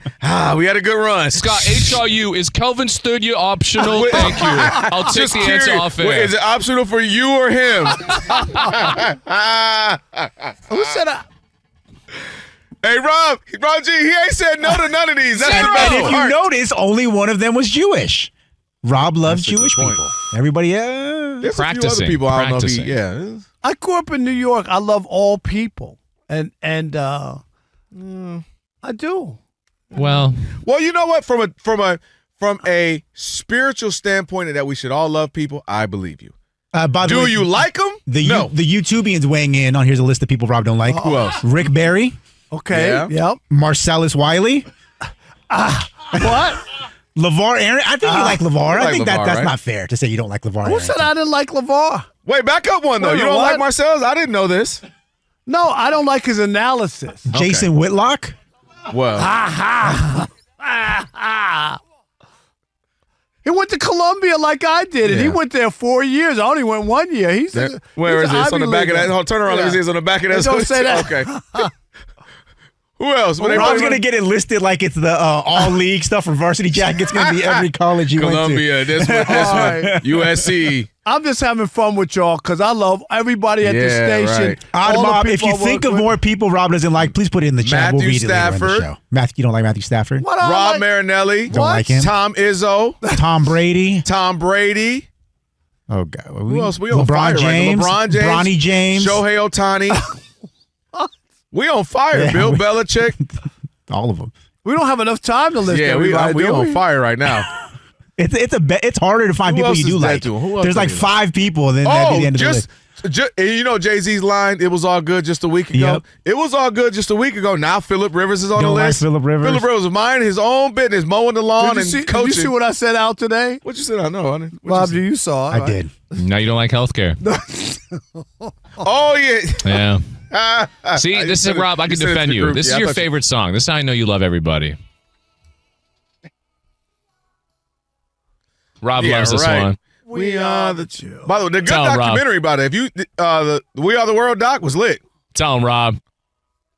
Absolutely. You Yes, guys sir. are mad that I'm trying to unite people and I can move within all kinds of circles. You know, I could go in the Hispanic circle. Oh, they definitely I could kick go you in out. Mexican. I could go into the kosher circle, you know. Yeah, I'll give you that one. I can hang out with the bros. Yo, what up, bro? We know that because one thing Rob gonna do, he gonna bro everything.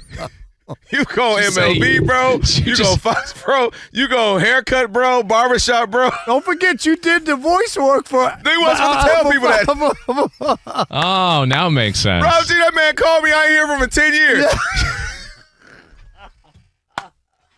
That man ain't called me in 10 years. Hey, what's up? Hey, how you doing? Hey, I need you to. HRU. Hey, HRU. I was like, oh, man, Rob, do you think he texted the wrong person? What's up? Hey, man, you have such a wonderful velvety voice.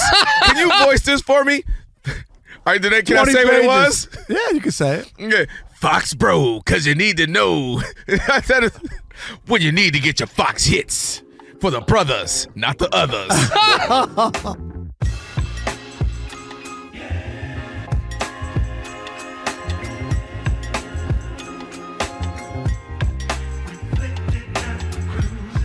Odd couple. Alex, are you ready? You ready for this, Rob? Feeding off the success of our college basketball bracket challenge, each March we decided to do a bracket challenge for the college football playoffs. That's right. Now that there are 8 teams left standing, oh God, that's so little, it's bracket challenge time. Compete against our Fox Sports Radio hosts, sorry Doug, and against fellow listeners to see who has the best college football playoff bracket. Play for your chance to win $1,000, Kerry. It's a lot of money for some Jordan bets because you flaked out on me just there. Visit the foxsportsradio.ihot.com to register, get the rules, and to fill out your brackets. Entries will be open until just before kickoff at 7:30 p.m. Eastern Time on New Year's Eve. Again, fill out your bracket at foxsportsradio.com.ihot.com for your chance to win $1,000. Carry no pen needed. Very nice. Nice job, Alex. We appreciate you. All right, hey, it's last call time here on The Odd Couple. This is the last call. Let's go!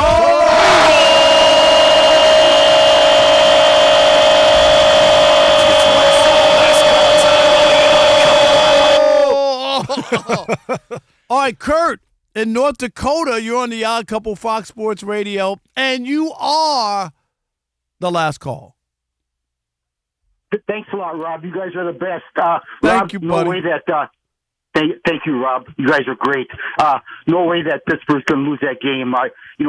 Harbaugh and Lamar, they're both class acts. They're not going to go and rain on Aaron's parade. That could be a nice story going into the playoffs. And the Ravens, they're kind of a maybe they're taking on water. That ship's, they don't really have all their sails up right now. But no way Pittsburgh's losing, and they got a good chance of winning that first playoffs game too. But anyways, I love your show. I love you guys, and happy holidays. And, Thank you. That's all I got, Rob. Love you, Rob. Thank you, Happy Kurt. holidays. Man, appreciate you. No doubt about it, my man. Wow. So, Rob G, we got more odd mob stuff or no? Or what are people talking here? If not, I want to say something about your team. There's a couple of people that's not that important, but they just want to say shout out to Rob G for exposing Kerry. Oh, wow. So you're welcome. Is it the same guy or is it another same guy? Oh, okay, cool. I was like, okay, now Okay. one's enough. We got multiple, and now it's a Even problem. Kawhi's laughing at you. I know, Kawhi, even Kawhi. I mean, Kawhi can laugh. He just scored 55 yesterday. He You can see laugh Kerry at on the weekends now using like magic markers and pencils. He's not going to use a single pen for the rest of his life. Look, I'm not touching it again. All right. I don't want to say I told you so. What? But I told you so. That Pete Carroll, when they hired him, Rob G, was I down on that hire? Big time. Come on, Kerry. What are they doing? A 74-year-old coach. Yeah. Come on, like seriously. Even if he were to start to get things turned around, somebody else would have to finish the job. So why not let somebody else start it so that they can finish? Oh, well, he'll build the culture. Well, if he builds the culture and leaves, the new guy has to build a new culture. So I didn't even get that. We're passing down culture. Yeah. And now there's a report by NFL Network saying he's doubtful to come back. Oh. And I'm not even surprised. He should be fired. He should be gone, yeah. And I think he have a 2-year, I think he had a 2-year deal, I think. Yeah, I think so. But it was a retirement package, a golden parachute. I mean, what were they thinking? Kerry, I'm not against older people who are, good at their job. Good at their job. I'm really not. Mm-hmm. But I didn't see that working. And then they're not just bad in one area. They're terrible all across the board. They're a bad football team. Right? Bad football team. They don't do anything well. They're the worst team in the league. And the fact that they are in that position when you bring in Pete Carroll and his quarterback, the one that he wanted to steady the ship. And you have your players, you have your best receiver there that doesn't want to be like. There's so many things about that job and what he did there that just doesn't make any sense. Did Rob G step away? Rob G, you being a resident Raiders fan, this is worse than even you could have imagined. Am I right, or am I being unfair? No, it's totally facts. And Daniel Jeremiah, who works for the Chargers, works for NFL Network, had, I think, the most prescient tweet about this whole situation during the Giants-Raiders game. Says something to the effect of, it's one thing to lose with a bunch of young guys, right? And it's something else to lose with a bunch of washed-up veterans, which is what the Raiders are doing right now. Right. And there's the point. There's young kids learning. You could understand, okay, this is a building block. No, this was not, when he came there, what they were talking about. Tyler Lockett came into the league with Kerry Rhodes. He caught a touchdown pass yesterday. Like, what are we doing? Him, Pacman, and Kerry were all in the same draft class. And they were all cussing like they a were sailor. all cussing. They're all not welcome back here on the show. Yes. You. Who's next? That was bad. Unbelievable. Yeah, no, that's a bad day. Kerry, hey, always a pleasure, always, my man. We always. make it. Thursday we'll be on the herd. We will be. Yes. That'll be fun. But Kerry, let's make that bet. Come on, man. Don't be. No. Come on, Kerry. I will not make the bet unless you put a team up against me. Why? He doesn't want to win Jordans. He's so confident. Hey, bring somebody. The Jason Smith Show with Mike Harmon is coming up next. I never miss your radio show. I never hear it, so I never miss it. Did you hear that?